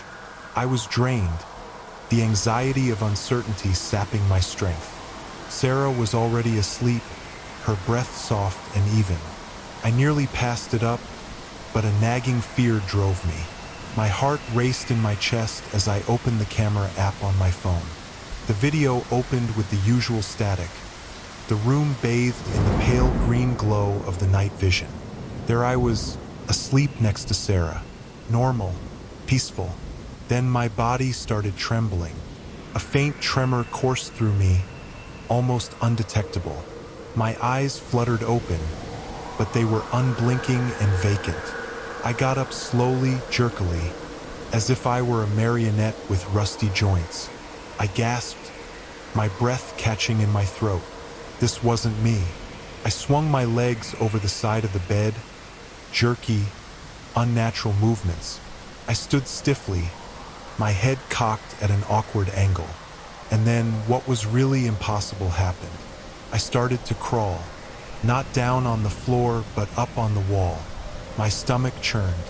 I watched in horror as my body defied gravity. I swung my arms and legs to cooperate with their slow, awkward rhythm, but I moved with uncanny grace. My hands and feet took purchase on the smooth plaster. It made me look like a freak, a monstrous spider, reaching for the ceiling. And then I saw him, a figure cloaked in shadow in the corner of the room, outside the reach of the bedside lamp. He seemed tall and gaunt, his features lost to the dark. But I could see his hands, long and skeletal, working something over me. Strings. He was pulling strings, thin and silvery, attached to my limbs. He was the puppeteer and I was his marionette. I was horrified as he led me across the ceiling, my form moving in hideous, unnatural shapes. He yanked me into the hallway, out of the ocean-eyed lens. The screen went black. My phone slipped from my hands and the screen cracked on the hardwood floor. Couldn't breathe. What I had just witnessed made no sense and was so completely illogical. It was a nightmare realized. Sarah stirred beside me. "What's wrong, Mark?" she muttered, her voice hoarse with sleep. Couldn't tell her. I could not account for the unaccounted for. How could I explain to her about the shadowy puppeteer who came to life and controlled my body while I slept? She'd think I was insane. I managed to calm myself and breathe deeply. Just a bad dream. I lied, my voice shaking. But it wasn't a dream. It was real. The footage was proof. The following day, I went online looking for the answers. Sleepwalking, lucid dreaming, hypnagogic hallucinations. I looked up all the rational explanations I could find. But none of them fit. But none accounted for the strings, the shadowy figure, the impossible act of crawling on the ceiling. Frustrated, I turned to the occult. Astral projection, demonic possession, shadow people. The internet was a rabbit hole of terrifying possibilities. I knew this was irrational, but I was out of options. I began to sleep with the lights on, gripping a crucifix Sarah had given me many years before. I felt dumb, but I could not help feeling watched and controlled. The sleepwalking went on, though I wouldn't watch the footage again. I couldn't watch myself, him, being manipulated like a rag doll. One night, I woke up in the woods behind our house, scratched up and muddy. Pool Bessie Heaton, the air smelled of pine and wet ground. I felt an energy, something lurking in the darkness. Then I heard it, a distant scraping sound like nails on wood. I slowly turned, my heart racing in my chest. In the distance, I saw him, a silhouette of a figure beneath a giant oak tree. He was holding the strings, and this time I was not asleep. He lifted his arm and a pain pierced through my leg. I fell, hitting the ground. He tugged the strings again, and my arm bent at an unnatural angle. I shouted, but no words escaped. He was manipulating me, even when I was awake. I shut my eyes, preparing for the worst. But then, a voice broke into the dark. "Leave him alone." It was Sarah. She was between me and the puppeteer, her face pale but resolved. A flashlight was in her hand and pointed directly on the shadowy figure. The puppeteer hissed, retracting from the light. He pulled at the strings, but they appeared to have lost their potency. A new tide of strength returned to my limbs. Sarah stepped forward, fury igniting in her breath. "He's mine," she responded, her voice quivering, but resolute. "You can't have him." The puppeteer paused and slowly faded into the dark, the strings disappearing with him. Sarah came running over and helped me up. "Are you okay?" she asked, with a note of concern in her voice. I nodded, still shaken but alive. "I think so," and the only sound we could hear was the crunching of leaves under our feet as we walked back to the house. Mute. When we got to the porch, I looked at Sarah. "How did you know?" I asked. "How did you find me?" She gazed at me, eyes filled with sadness and love. "I watched the video, Mark," she added. "I saw what he was doing to you. I had to do something. I knew at that moment that I wasn't alone. And perhaps, just perhaps, that was enough to come between the puppeteer and the puppets. The drowned girl. The lake was my solace. The vivid green of its surface, lined by weeping willows, reflected the sky with a warped beauty. Every summer I fled the concrete grip of the city in search of its cool depths. Like every other year, I rented the old cottage by the shore, the smells of damp wood and pine needles a balm to my weary soul. I was a good swimmer and had always been a good swimmer. The water represented safety. I felt Kodak amongst it, and in some way weightless. That's why what happened didn't add up. It was late afternoon, the sun sinking slowly into the west, coloring the sky with beams of burnt orange and rose. I swam farther than I ever had, the cottage just a dot on the horizon. The water was smooth, almost eerily calm, and then, all of a sudden, something grabbed my ankles. Panic seized me. I kicked, I thrashed, and it wouldn't let go. It was as if cold, bony fingers were dragging me down into the murky depths. I struggled through gulps of water with burning lungs. Darkness consumed me. I scratched madly as the grip only tightened, pulling me further into the icy lake's hold. Then, mercifully, blackness. I awoke coughing, water bubbling in my lungs. I was lying on the beach, swaddled in a scratchy wool blanket, a familiar face emerging in what felt like slow motion above me. It was Hemlock, the old man who cared for the cottages. "You all right, miss?" he wheezed, in a voice hoarse as dead leaves. I don't know," I gasped, shaking all over. Something pulled me under. Hemlock had a frown that furrowed his brow like a newly plowed field. "Pulled you under, you say?" He was not surprised so much as resigned. He brought me back to the cottage. He made me hot tea spiced with something bitter and herbal. Just as I took my sip, the tremors faded. The fear held fast, a cold knot in my stomach. I tried to rationalize it later that night. Cramps? A rogue current? but that where cold, skeletal fingers groped at still vivid, undeniable. I couldn't shake the sense that something evil had tried to take me. Sleep was fitful. I found myself waking again and gasping as I drowned with the taste of salt still in my mouth. I woke up this morning and found something odd on my pillow. Thick strands of seaweed, green, slick, and cold. Terror clawed at me. I had not been close to any seaweed. I had been swimming in the open lake, nowhere near the weedy shallows. I went to see Hemlock again. He was tending to a vegetable garden, his back bent from age, but his eyes sharp and knowing. "Seaweed, you say?" he said, without looking up. "Yes, my bed," I said, my voice quaking. "What does it mean?" He exhaled, righting himself slowly, his eyes on the lake. "She's supposed to take someone new every summer." "She?" I asked, a chill creeping down my spine. Finally, he turned to me, his eyes full of a sad understanding. "The drowned girl. She was betrayed by her lover, so the legend has it, and he threw her into the lake. Now, she swims through the depths, searching for vengeance, pulling others to swim to her watery tomb." I scoffed as if to make it folklore. "Something like that. That's a story, a local legend." But as I spoke the words, doubt ate away at me. The seaweed, the sensation of being pulled under, it was all too real, too chillingly specific. "Maybe," said Hemlock in a low voice, "but the lake remembers, and sometimes the lake takes."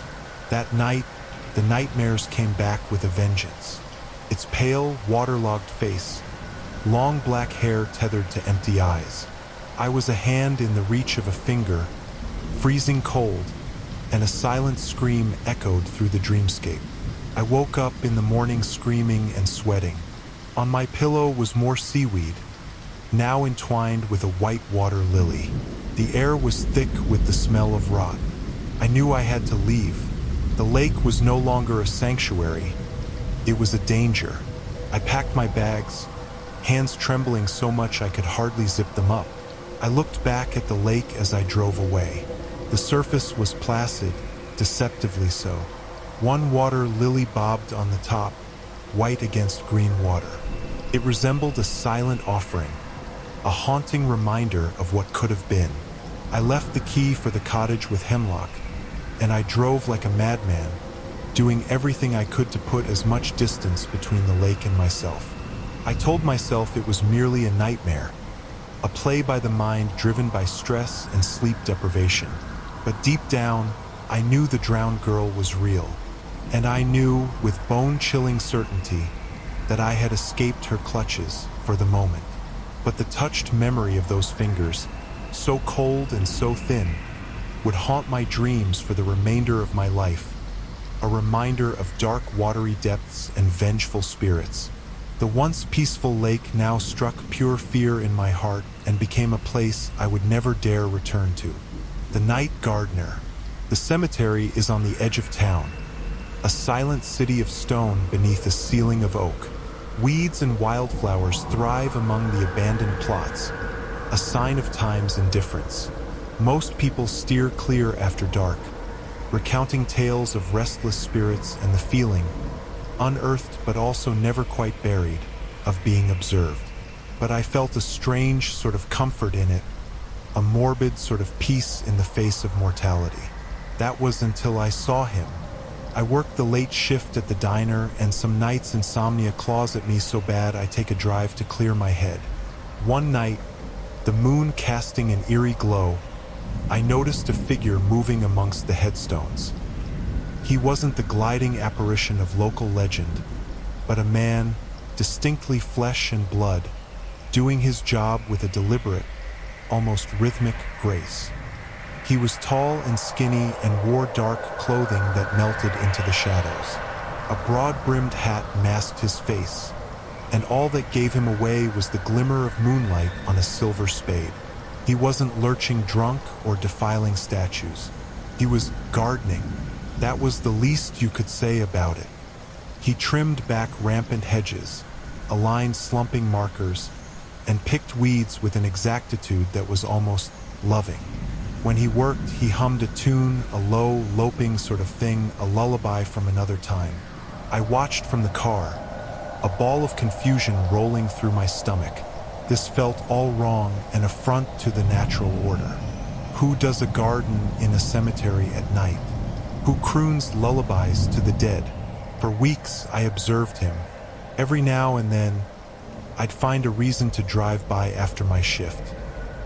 He was a figure who remained unchanging, a still guardian watching over the graveyard, tending to the things that lay forgotten and humming his songs to the wind.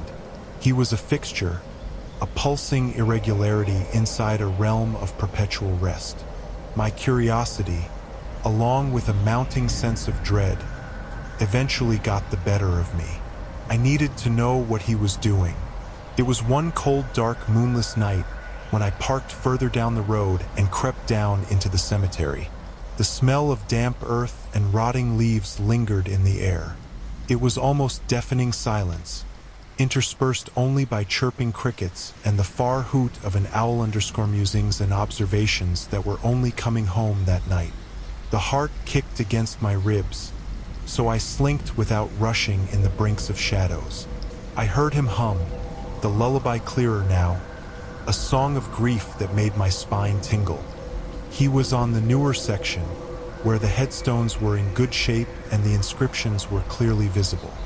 As I drew closer, I saw him. He was no longer simply gardening. He was digging. He plunged a silver spade into the earth. It glimmered in the starlight, its sound echoing eerily in the twilight. He dug with an unexpected force, the earth flying as he chiseled out a rectangular hole. It was a grave, but not for the dead. The graves here were already full. The stones marked the resting places of souls long departed. This was something else. I was paralyzed with fear as he deepened the hole, all the while humming without missing a beat. He hesitated, wiped his forehead with the back of his hand, and then dug around in a bag at his feet. My breath caught in my throat. It was a blanket, a little colorful baby blanket. He spread the blanket on the fresh dug ground at the bottom of the grave, and then he started humming louder, the lullaby becoming fevered. That was when I understood. He wasn't digging graves for the deceased. He was digging graves for what he wanted dead. Chilled fear coursed through me, freezing my arms and legs. This wasn't just strange.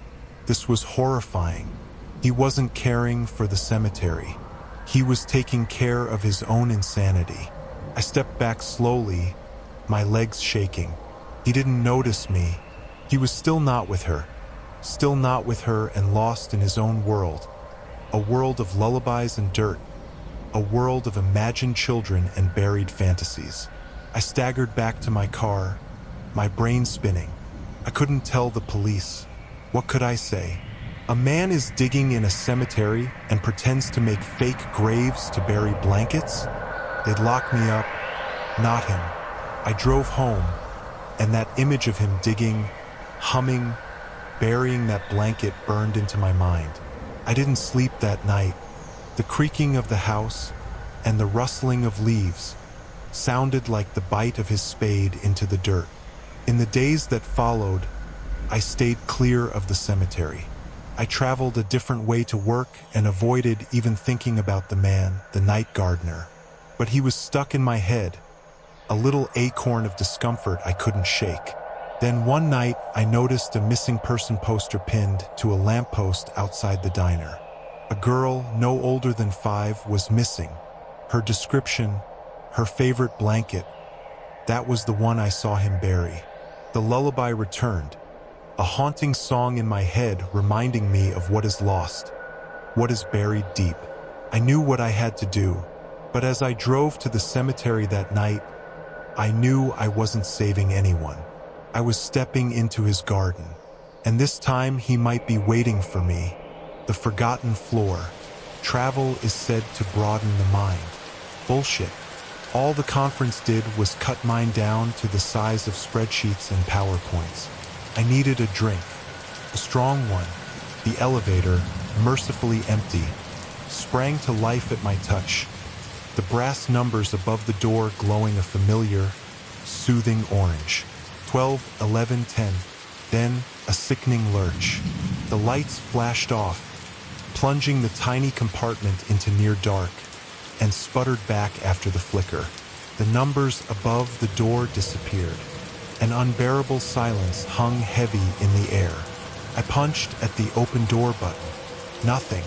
Panic, cold and clammy, started creeping up my spine. I pulled out my phone. No signal. Of course. Another lunge, a gentle ding. The doors slid open. I hesitated. The outer hallway didn't look like anything I'd seen in this hotel. The lush flower carpets of the lower floors were absent, replaced by a thin, gray runner that seemed older than I was. The wallpaper was peeling in strips, and its sickly shade of green withered, patterned with faded, almost indecipherable shapes. It was airless, filled with the smell of dust and death. And the number on top of the elevator, 13. This hotel had no 13th floor. I had specifically asked when the reservation was made. Superstition, I suppose. And yet, here I was. "Hello," I called, my voice scarcely more than a whisper. Silence. A moody, pregnant silence. The kind that thumped in my ears. It would have been better if I had remained in the elevator. I know that now, but curiosity, that insidious, time-honored demon, pulled at me. I had to see it. I stepped out.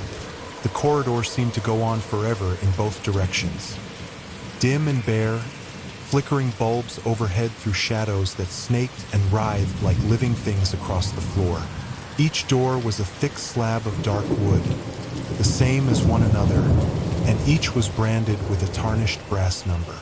1301, 1302. Then I heard it, a deep, grating screech from the far end of the hall, as voice witches sprung forth, purring their horrible messages, just enough that I could almost translate.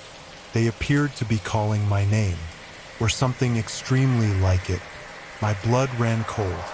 I began to retreat toward the open elevator doors, when one voice, sharper and clearer than the others, pierced the miasma of sound. "Stay with us." I froze. A woman's voice, underscored by an unbearable sadness. Plea almost.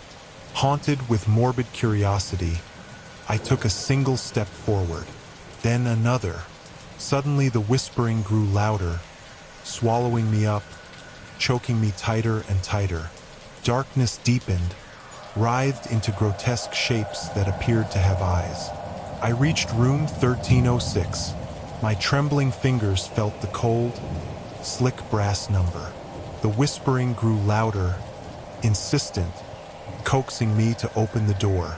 I knew I shouldn't. Every fiber of my being cried out for me to bolt, to return to the elevator, to flee this godforsaken floor.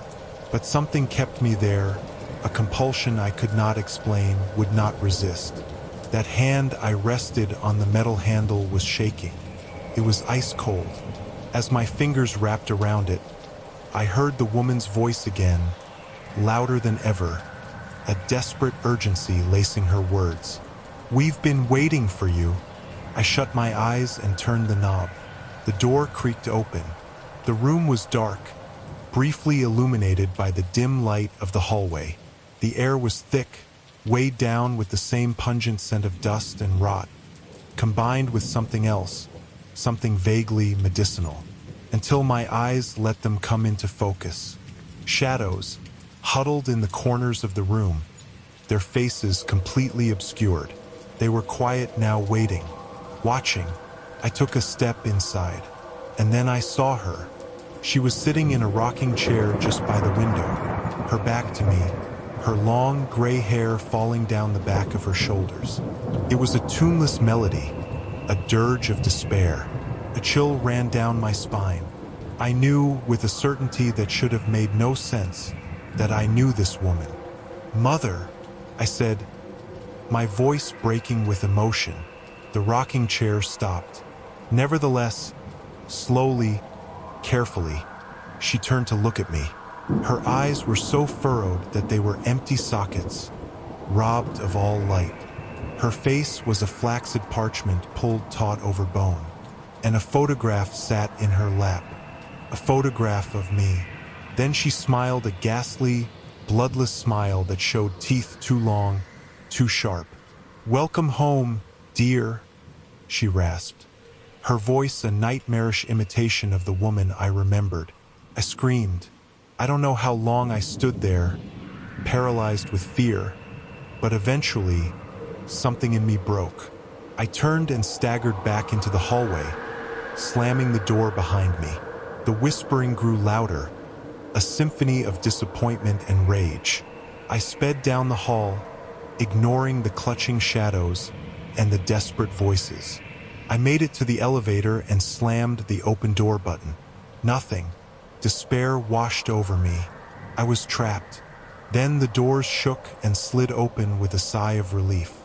I didn't hesitate. I stepped inside and slammed the button for the lobby. The door closed, and the elevator jolted into action. When I got lower down, I saw something. Etched on the brass panel next to the button for the 12th floor and dulled by filth was a number. I looked at it, my heart racing in my chest, and then I shuddered and erased it with my thumb. The elevator doors opened into the bright lobby. I made it outside, panting, and rushed to the front desk. "The 13th floor," I stammered. "The 13th floor. And it's the receptionist, a young woman with weary eyes, regarded me with polite disdain. "Excuse me, this hotel has no 13th floor."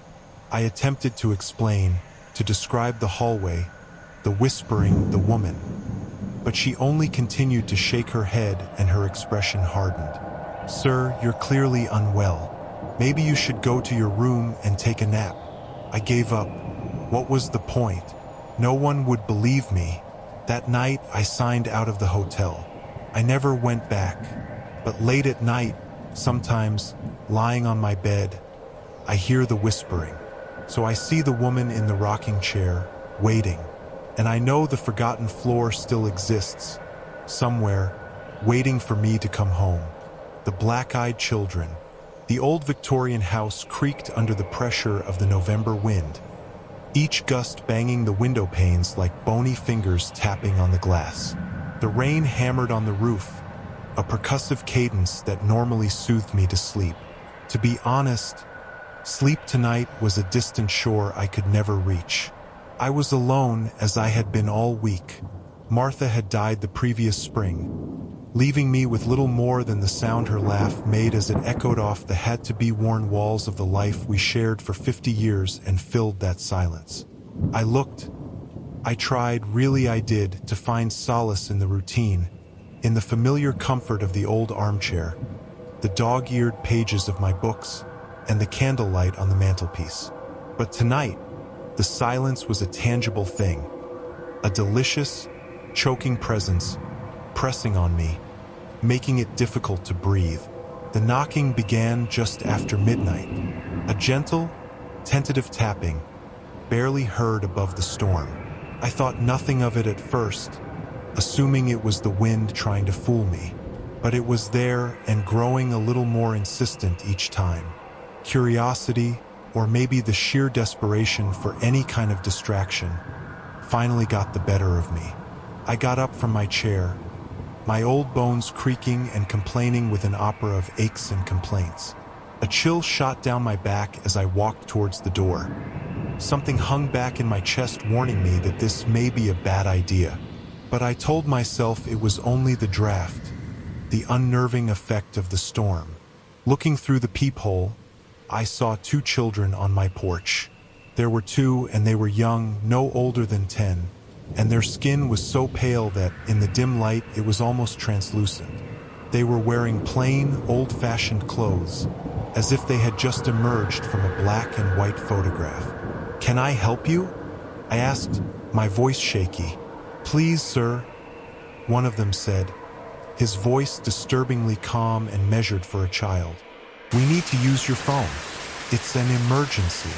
There was something deeply unnerving about their demeanor. They stood stiffly, their faces cold.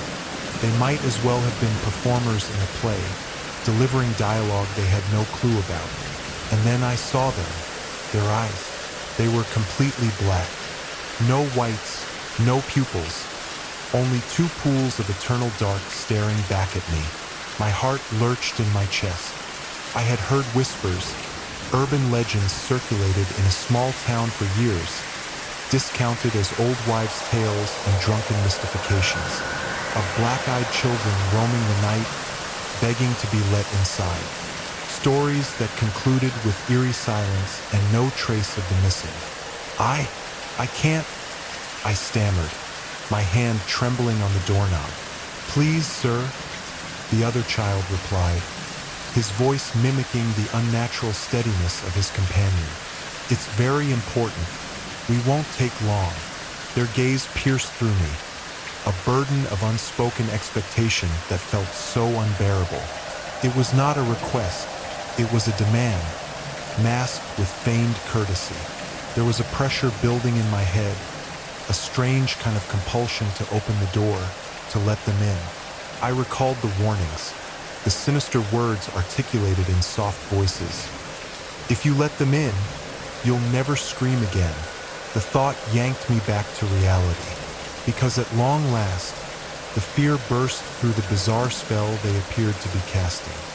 "No," I said, my voice returning firm. "You need to leave. Now." The children didn't move.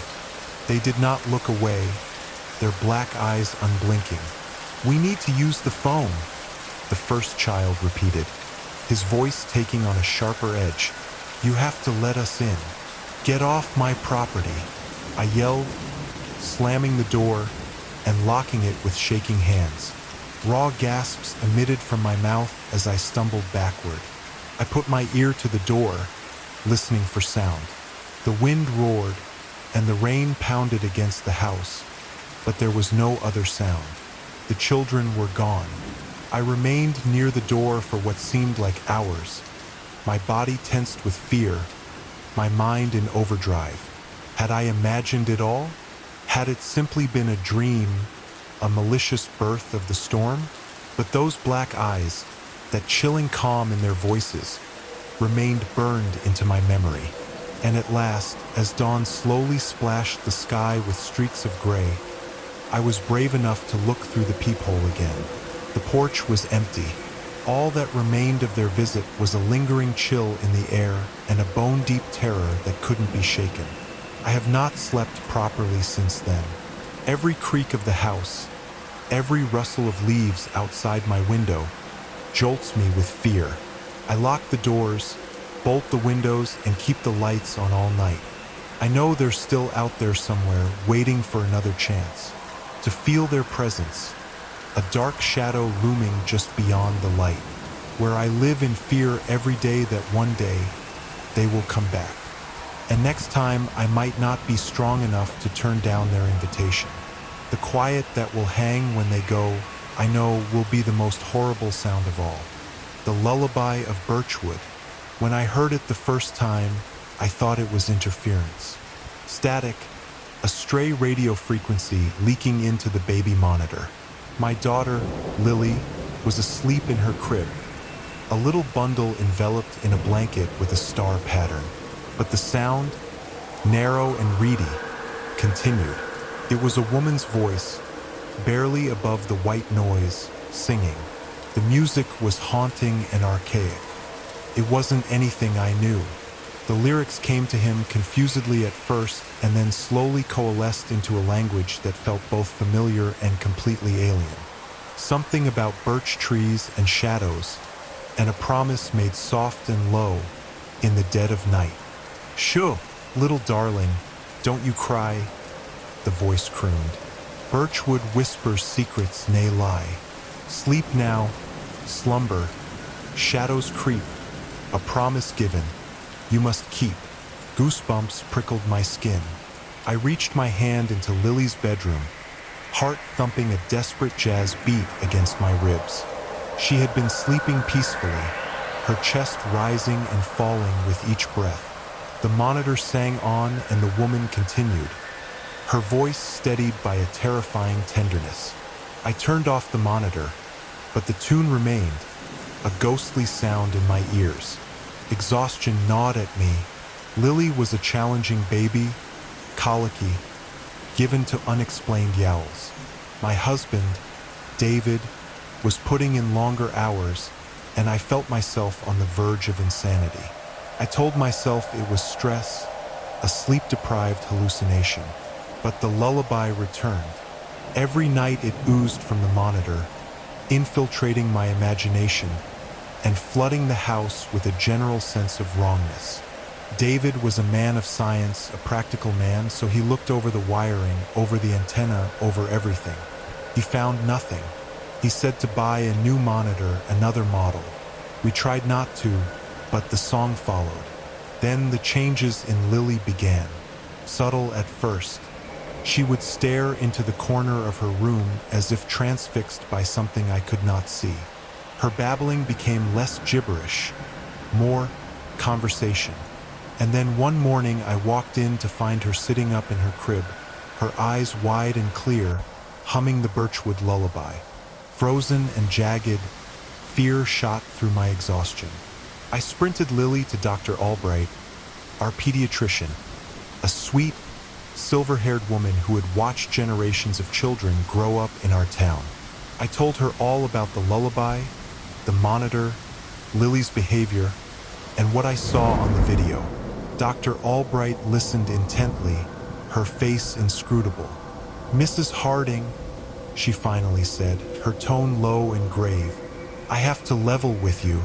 When Lily was born, we initiated a battery of tests. Several unusual results returned. I didn't want to scare you, but..." She hesitated as she searched for the right way to put it. "Lily might have been born with two souls." I stared at her, dumbfounded. "Two souls? This is not a campfire story. This is my child. There are rare cases, very rare, of a child born with a genetic anomaly." Dr. Albright went on. "The science behind it is complicated, but what it comes down to is a merger of genetic material from two separate lineages. In your daughter's case, the soul seems to be dormant, sleeping, but the lullaby..." I croaked, my voice shaking. "Because the lullaby," Dr. Albright said, her eyes steady, "is waking it up. This sleeping soul could be activated," she explained, "through stimuli, through sounds, through smells, through certain images. And as it turned out, somehow the Birchwood lullaby was the solution. It was a song from the other life, a melody that penetrated deep into the roots of Lily's being, awakening something old and powerful." The doctor acknowledged that she knew little about such cases, which had become tattered passages in dusty medical journals and word-of-mouth legends. "The only way is to get more consults, see if you can try something else," she said. But deep down, I knew that science was not going to fix this. That evening, I sat in Lily's room, the monitor humming its ominous tune. I looked at my daughter as she slept, her face washed in the pale moonlight. The woman's voice had never been sounder. "Hush, little darling, don't you fear," the voice sang. "Birchwood beckons, the time is right. Open your eyes, remember well, the life you lived, the story to tell." I knew what I had to do. I had to find Birchwood. The song talked of this place, a place of shadows and secrets, a length of tether. I needed to decode the story her other soul was trying to tell Lily. I stayed up all night, researching and looking at old maps and local histories. Birchwood was neither a town nor a village. It was a forest, miles of birch trees just beyond the outskirts of town. Local legend had it that it was a place where strange things happened, where there were unexplained disappearances and hearsay of witchcraft. I knew I would be heading into the heart of darkness, but I had no other options. My daughter's life was on the line. As dusk descended and the first tendrils of mist began curling into the trees, I parked my car at the edge of Birchwood and slipped into the soundless forest, the lullaby ringing in my head, a chilling beacon as I ventured deeper into the unknown. The air turned frigid, the shadows thickened, and I understood, with a chill that went to my bones, that I was no longer alone. The lullaby played not just on the monitor but in the air, among the trees themselves, welcoming the other half of Lily's soul home. The clown in the storm drain. The rain was unrelenting, drumming, an insistent beat on the corrugated iron roof of my porch. It always reminded them of uninvited visitors slinking in with the humidity. Tonight, it brought him. I'm a 48-year-old, respectable accountant with a mortgage and a minivan. I'm supposed to be worrying about spreadsheets and the kids' soccer practice, not caring about a long-faded urban legend from my misspent youth. But the rain, it just opens up something. It loosens his hold on the periphery and hauls him, kicking and screaming, back into sharp focus. It began like any other stupid teenage dare. We were bored, twitchy, high on cheap beer and the kind of invincibility uniquely conferred by youth. We were four: me, Mark, Sarah, and Kevin. We were standing huddled beneath the awning of an old convenience store, observing the street outside transform into a muddy river as it started pouring. "I dare you to yell down the storm drain," Mark had slurred, his quaking finger pointing at the yawning maw at the curb. I laughed, nervously, self-consciously. "What? Why would I do that?" "Because it's spooky." "Duh," said Sarah, rolling her eyes. "Rumor has it there's a clown down there. He lost his balloon or something." Kevin snorted. "Yeah, right. More like lost his mind." The notion was preposterous, immature, but the adrenaline was already flowing. The desire to prove I wasn't chicken was a strong motivator back then. I gulped beer, trying to fortify my nerves. "Fine," I said, attempting nonchalance. "But you all are going to owe me a lot." I made my way to the drain, rain sticking my hair to my forehead. The air that passed through the grate was cold and damp, and had an odor akin to decaying leaves and standing water. Felt wrong. I took a deep breath and leaned down and said, "Hello, is anyone down there?" For an eye blink, the sound echoed, warped, going down into the black. For a second, there was nothing, just the roar of the rain. Then a sound, faint but unmistakable, wafted up from the dark. Laughter. It wasn't a friendly chuckle. It was high, manic, and had a strange, wheezing quality to it. It sent chills down the spine of my neck. My heart thudded against my ribs as I shrank back, stumbling away. "Did you hear that?" I stammered, turning to my buddies. They were laughing at me. "Hear what?" "Just the echo, dork." Mark slapped me on the shoulder, his beer breath heavy in my face. "Nice try, drama queen." I wanted to convince myself they were right. It was simply the echo, fooling my ears, my imagination running wild. But I knew in my heart that I had heard something unnatural.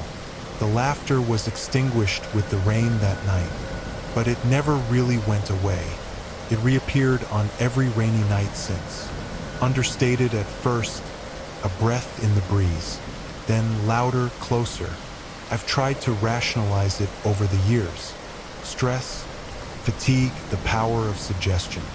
I even went into therapy trying to exorcise the memory using logic and reason. But the therapist's bland reassurances about repressed anxieties rang false for the most part, particularly once the rain began. When I was in my 20s, I lived in a noisy city apartment building.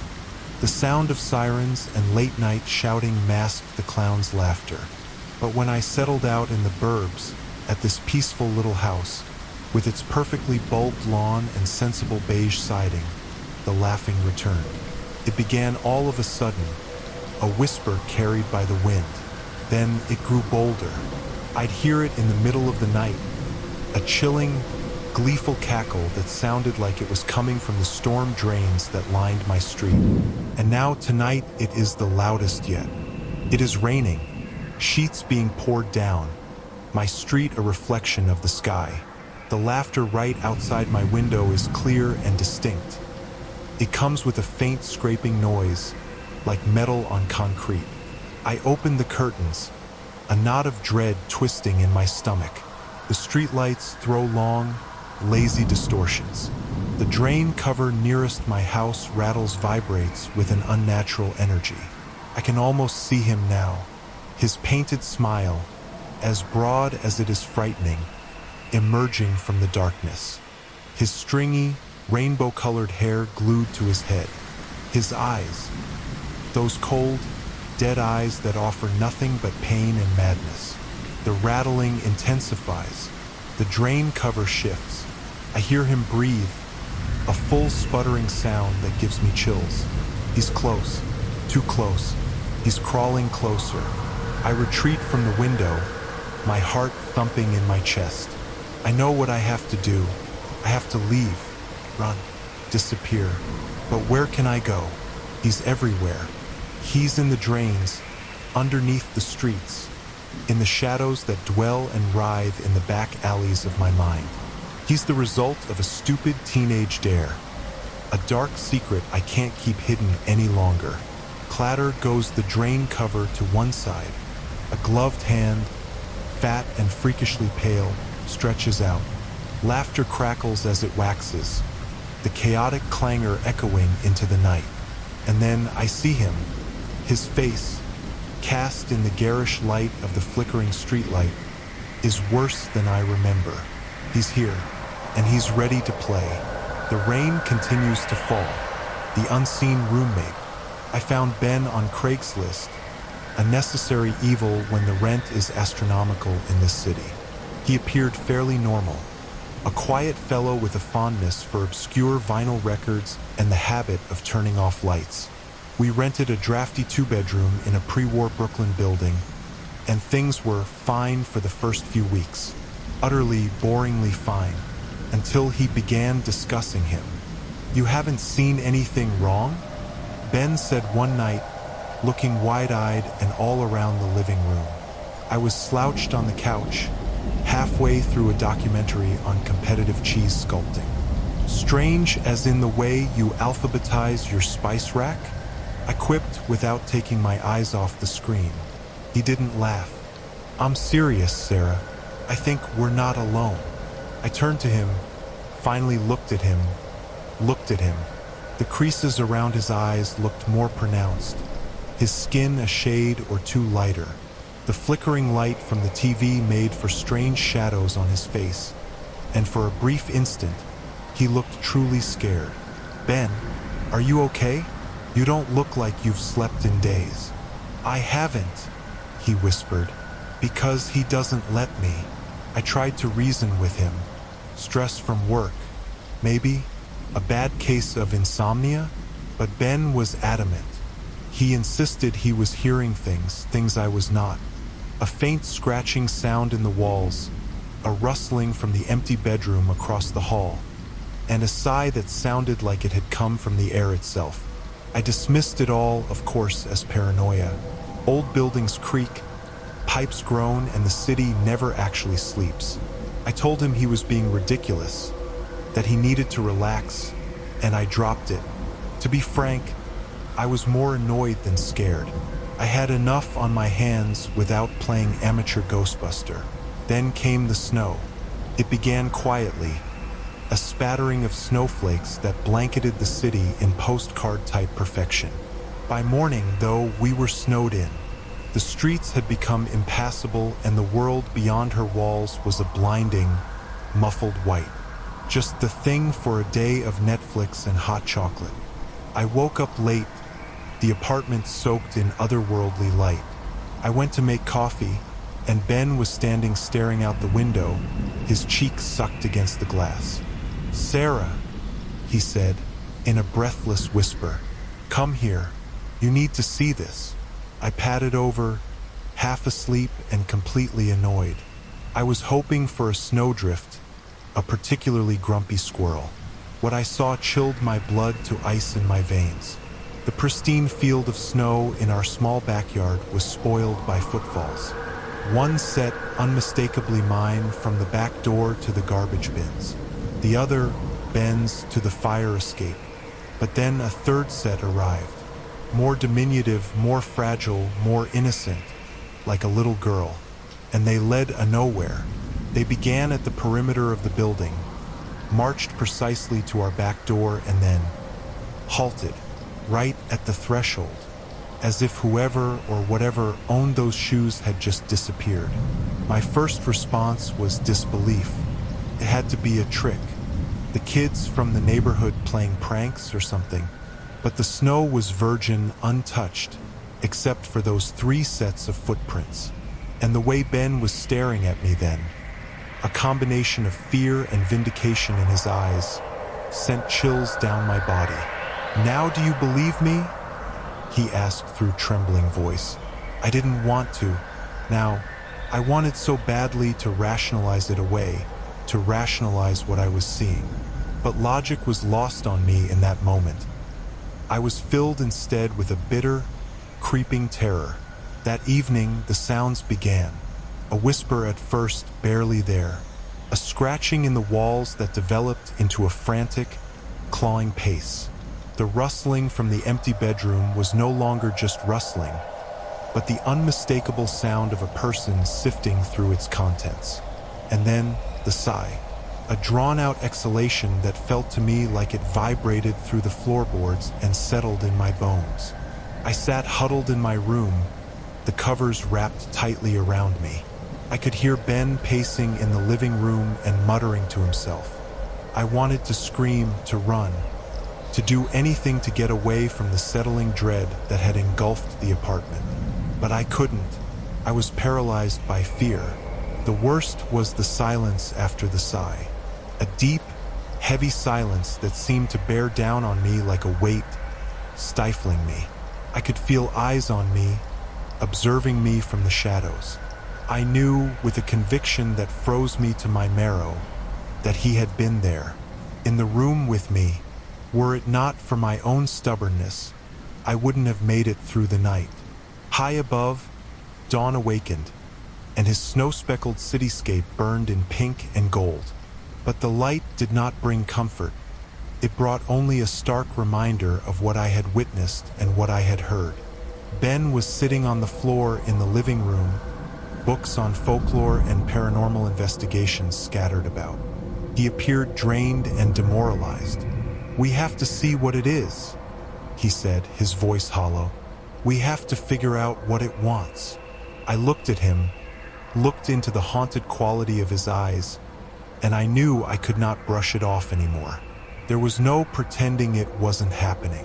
We were not alone, and whatever was sharing the apartment did not have any good intentions. Those footprints in the snow were only the start. I felt, with increasing dread, that we were about to get into something much darker, much more frightening.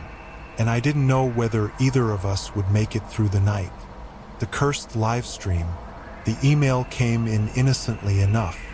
Before the idol, "You really should see this." It came from an anonymous sender. The body was just a URL. Twitch. TV/watch_them_die. Curiosity, that pernicious demon, got the better of me. I clicked. The first thing I saw was my living room, warming in the pale pre-dawn light that came through the blinds. My armchair was empty. The newspaper I'd been reading last night still crumpled on the floor next to it. A chill trickled down my spine. It was very much my living room. Then the camera panned, slowly, methodically. It panned around the room, over the bookshelf stacked with well-thumbed paperbacks, the tacky landscape painting my aunt gave me, and finally, to the hallway that led to the bedrooms. My heart pounded against my ribs. A raw chill seeped into my bones, worse than the weight of the duvet I normally burrowed under. My heart raced as the camera paused just outside my bedroom door. I clicked the volume icon. My speakers filled with a low, almost imperceptible hiss, punctuated occasionally by the sound of breath. My breathing, they were photographing me while I was asleep. Panic constricted my throat. I pulled off the headphones, my hands shaking so much I almost spilled my coffee. This had to be a mistake. A prank? But the bone-chilling realism of the live feed, with the undeniable authenticity of my own home, was too real. I stumbled away from my computer, a wave of nausea hitting me. I had to see for myself. I tiptoed down the hall, straining to hear. Yes, indeed, the gentle, even sounds of my own breath coming from behind the closed door. As I peered in, there I was cocooned in blankets, completely unaware of the cloaked watchers lapping up my antics. It was surreal, horrifying, a violation so deep it struck like a physical blow. I slammed the door shut. Back at my computer, the viewer counts on the live stream was inching upward. It began with a paltry 3, followed by 5, then 10. A chat window came to life, flickering on. Is she awake yet? When's the fun start? This is so damn creepy, but I can't take my eyes off it. The comments, the widening audience stoked my terror. This wasn't a joke. This was something much more nefarious. But what and who was behind it? I nervously typed a message in the chat. Who is doing this? How did you get into my house? I asked. My post was instantly inundated with a stream of taunts and threats. Curse words, personal attacks, and ominously vague declarations of impending doom. Nobody answered my questions. Over the next few days, the live stream went on. It was always the same. Me sleeping. Me walking around in my own home, completely oblivious to the digital I trained on me. The audience expanded exponentially. Hundreds, then thousands, and then tens of thousands. Watch_them_die turned into a morbidly popular hit. I did everything in my power to prevent it. I called the police, but they judged it an elaborate hoax. They were unable to trace the streamer's IP address.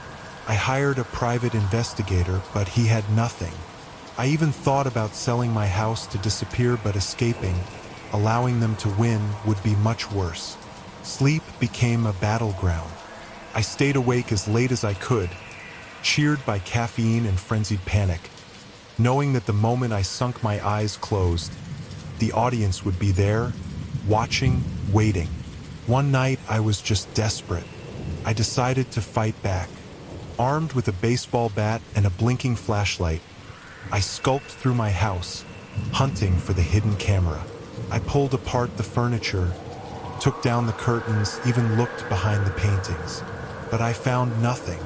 The chat lit up with laughter. She's looking for us. She's getting paranoid. This is getting good. It hit me like a bucket of ice water. The camera was not an actual object. It was something else. Something supernatural. I recalled an old book I had found in my attic, a compilation of local folklore and ghost stories. The story was bolstered by one legend in particular, one of a cursed-looking glass, a window into which evil spirits could peep and spy on those who were alive. Does the live stream have something to do with that? Propelled by a shard of hope and a mountain of fear, I went back upstairs to the attic and located the book.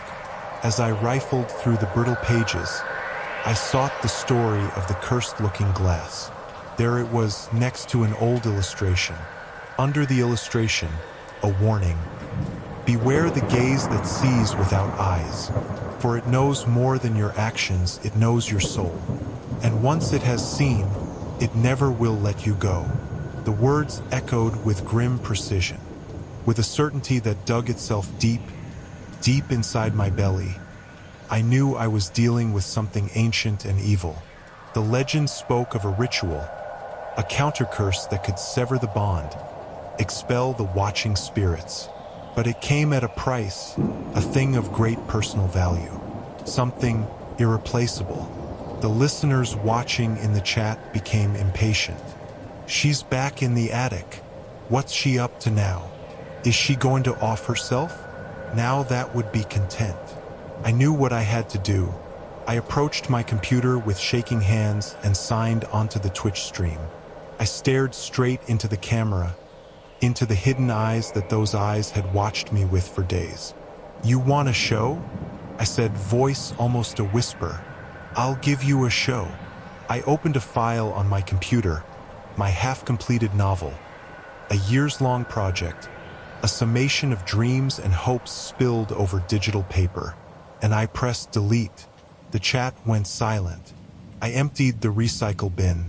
The live stream sputtered, then went dark. The screen went black. I have not watched the live stream since, but at times I am alone in my house, and I can still feel the weight of those unseen eyes upon me, a sense of lingering violation. And I wonder, as I drift off to sleep, whether they're still watching, waiting for when the curse will return, and the show starts once more. The teeth in the fog. The fog. There's always the fog.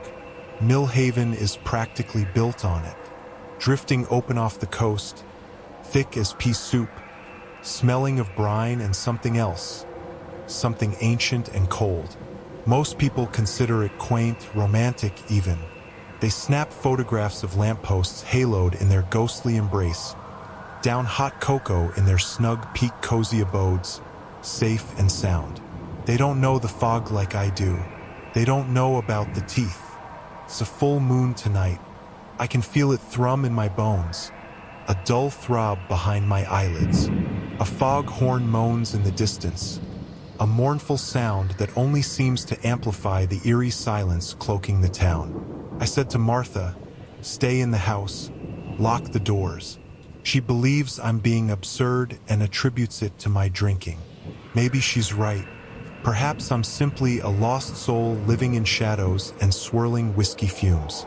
But I know what I felt. I know what I heard. It happened last full moon. I was returning from the Mariner's Rest and, to say the least, a little worse for wear.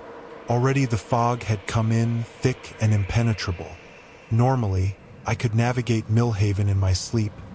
Yet that night, it was as if the fog had wrapped itself around the streets and rearranged the landmarks I could have found with my eyes closed.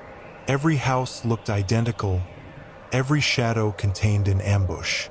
I did my best to orient myself, humming a sea shanty to stave off the terror. The fog closed in, wet and cloying. The air was thick and heavy with a metallic tang that made my stomach twist. Then I heard it, a rustling, a dull, rhythmic padding, almost like something big pushing through the undergrowth. Except there was no undergrowth, just cobbles and the leaden fog. I froze, my breath stuck in my throat. The padding stopped too. The ensuing silence was even more frightening. Hello, I croaked, my voice thin and reedy in the swirling mist. No answer, just the eternal foghorn and the beating of my own heart. I began to walk again, but this time quite fast to distance myself from whatever was out there. The padding resumed, matching my pace. I dared to glance over my shoulder and saw nothing, just the swirling gray. That's when I felt it, a warm, rancid breath on the back of my neck, something huge and wet with the stink of rotten seaweed, and something else, something primal, something wrong. My skin crawled, my blood ran cold. I froze, paralyzed with fear. Then the teeth, a scraping, a gliding, a visceral feeling pressed against my ear. Not a bite, not an attack, but an intentional, taunting touch. A needle-thin point, piercing the skin just deep enough. I didn't scream, couldn't. Fear had closed my vocal cords down tight. I lurched forward, breaking free of whatever it was that held me. I ran. I fled through the choking fog, blindly, frantically, the image of those teeth imprinted in my memory. Eventually, I made my way home, bruised and rattled, and certain that I was going crazy. I didn't tell Martha. She was not going to believe me. She would have just given me that look of pity and poured me another one. But I knew what I felt. I knew what I heard. And I knew, with a certainty that froze my blood, that whatever had grazed me in the fog was still out there and waiting for the next full moon. Tonight, the fog is thicker than it's ever been. I hear it whispering against the windows, a sibilant murmur that sounds like it could be laughter. Martha's sleeping upstairs, unaware of the risk roiling outside. I wish I could keep her safe, but I know that I can't. This is something I have to do by myself. I'm sitting by the window now, watching writhing and twisting fog glow in the moonlight. The foghorn is quiet, as though even it is waiting, holding its breath. I spot something moving in the distance, but a shadow, barely seen, moving through the whirling pallor. It's big, vaguely human, but with disproportions something indefinably off about it. Something too long, too sharp, too predatory. It's moving closer. I can sense the same prickling sensation at the back of my neck, the same inching suffocation in the air. The metallic tang returns, but stronger this time, and my head starts to whirl. I know what's coming. I shut my eyes, draw a big breath, and wait. I hear the soft padding, the rhythmic rustling. It's even closer now, right outside the window. I feel the breath on my neck. Hot, fetid, smelling of the sea and something old. Something horrible. Then, the teeth. This time, they don't graze. This time, they bite. The painting that ages. The air at the flea market descended in slow, syrupy waves, laced with stale popcorn and mothballs. A listless concerto of lost things fighting for space. That's likely why I nearly missed it. Stashed in the back of a stall stuffed with chipped teacups and tarnished silverware, it stood against a wobbly table leg with its canvas turned to the wall. Curiosity, that insidious little devil, poked at me. I flipped it around. The portrait showed a woman with cold blue eyes and a haughty, almost aristocratic expression. She wore a plain dark dress, a high collar emphasizing her long, graceful neck. There was a peculiar stillness to her face, a repressed energy that crackled under the paint. I wasn't sure why, but I was drawn to that. The vendor, an old woman with eyes that looked as if they had witnessed a lifetime of flea market dealings, barely looked up. $5, she croaked, as raucous as sandpaper. It's been here for years. Nobody wants it. $5. Seed money for the peculiar glow emanating from the canvas. I passed her the cash, a chill running down my spine. It came to feel less like a transaction and more like an accord with something else. When I got home, I hung the painting in my study, its warm glow of golden afternoon light. It's an unsettling but intriguing sensation. The woman's eyes seemed to follow me as I moved about the room. I told myself it was a trick of the light, an illusory creative effect. The initial sign was so subtle, nearly imperceptible. A subtle maturing of the lines around her eyes, the barest touch of gray creeping into her dark hair. I wrote it off as my imagination, the tricks of my aging eyesight. But then I began photographing the painting, carefully recording how it looked. The photos didn't lie. Every week, every day even, the woman in the portrait aged. Her youthful glow for this woman had long since faded into the hard lines of experience, bitter etchings of time. Their blue eyes, once sparkled with delight, looked cold and calculating. The original royal pose stiffened up, formerly suffocated energy now flowing in a real rage. Soon, my friends began giving my study a wide berth. They'd put it off, saying it was too dark out or the woman's gaze gave them the creeps. I understood. I was unsettled too, but I couldn't look away. I was obsessed. I would spend hours in front of the painting, trying to decode its metamorphosis.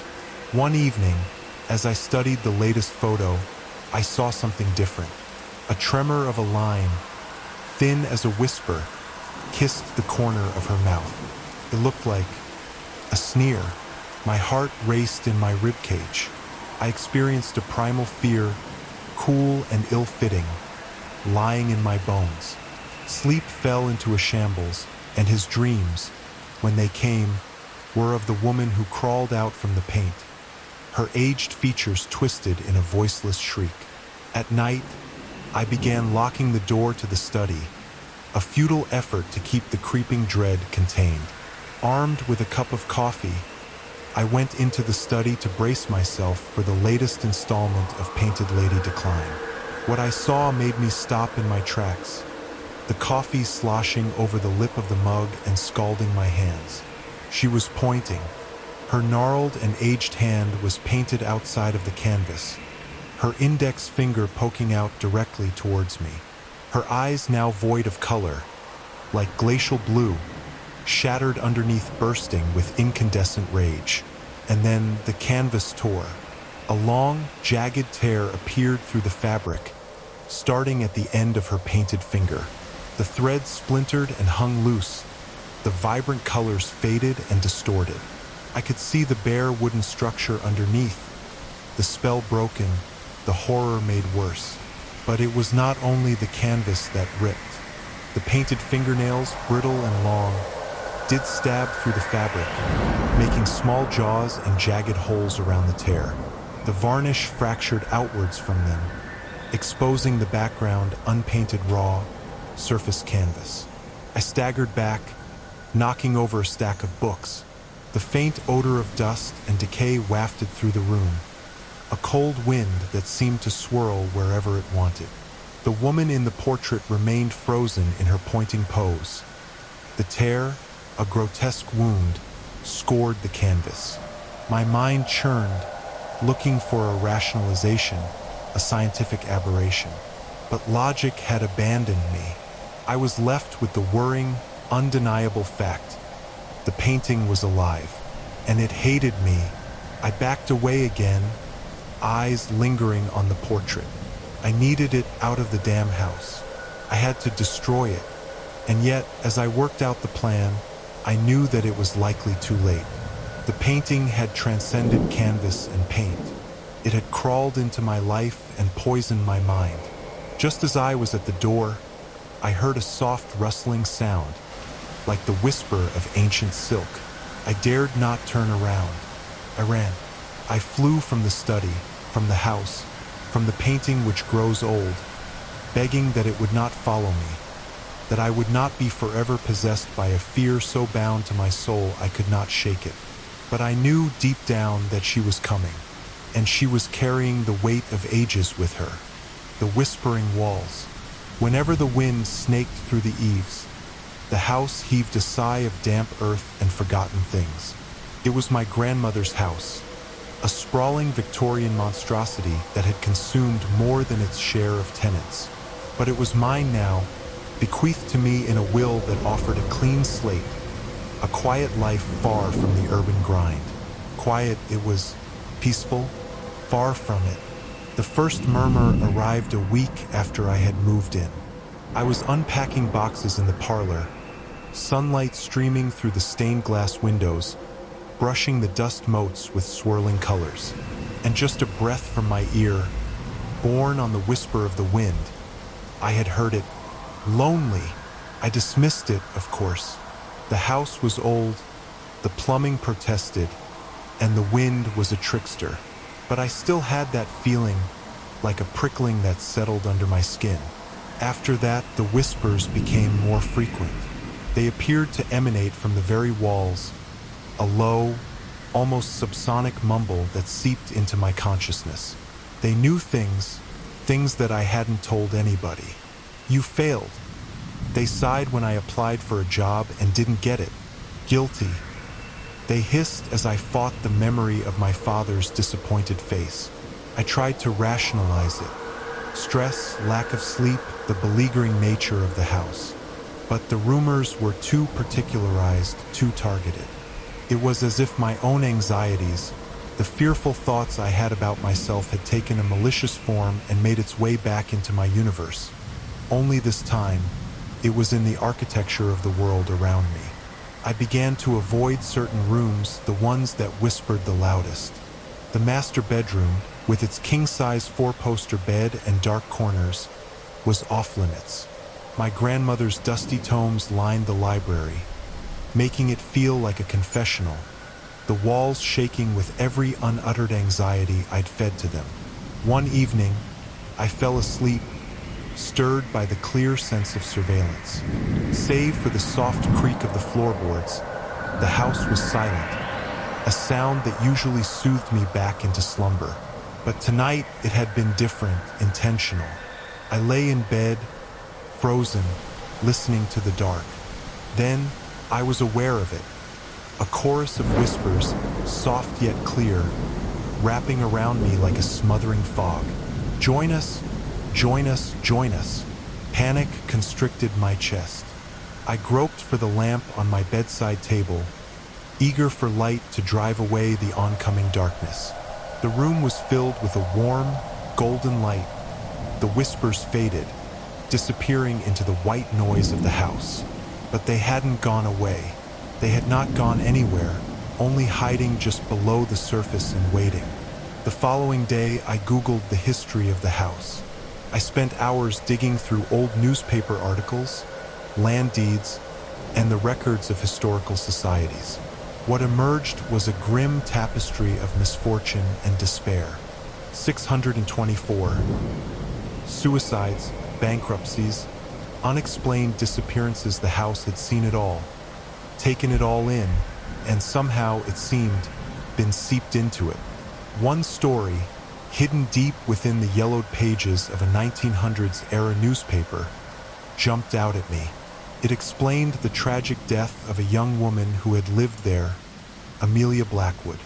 She was said to have been a recluse, crippled by grief after her fiancé's death. She'd kind of withdrawn from the world, staying cloistered inside the house, until one day, she was discovered dead in the master bedroom, an empty bottle of laudanum clutched in her hand. The piece concluded with a sinister line from a local clergyman. Some houses come into this world under a dark star. They have an appetite, a craving for the souls that exist inside of them. The whispers that night were louder than ever. They trailed me from the ponytail room to the braid room, a constant, unsettling presence. I attempted to shut them out, to distract myself through music, through books, through anything. But they were the parasites, a nagging interference in my mind. Then they changed. They were no longer just murmurs of my own inadequacies. They were promising something, a promise of solitude, of an escape. Peace. You will find peace here. Just let go. Desperate to escape my thoughts, I wandered into the library, my head spinning. The whispers echoed and vibrated against the walls. I slid my hand over the spines of books, hoping, searching for something, anything, to tether me. And then I saw it, a small leather-bound journal, hidden away on a high shelf. I cast it down, hands shaking. The diary belonged to Amelia Blackwood. I finally settled into a tattered armchair with the diary open on my lap. Her words became a window into her tortured soul, an exploration of madness rendered in grief and isolation. She seemed familiar to me, and her dark spirals were something that I felt I understood. The final entry was chilling. The walls are whispering promises now. They tell me I can come to them, leave the pain behind. They claim one can find peace from within. I hope to accept the invitation, I think. And then, last night, they murmured something new, something that made my skin prickle with something other than the old house. We know you. We want you to join them. And just like that, the storm fades, but the dread lingers. If you're still breathing, you've survived this descent into darkness, but the night is far from over. Subscribe and ring that bell unless you want the next tale to find you unprepared. Tell us below, Which story haunted you most?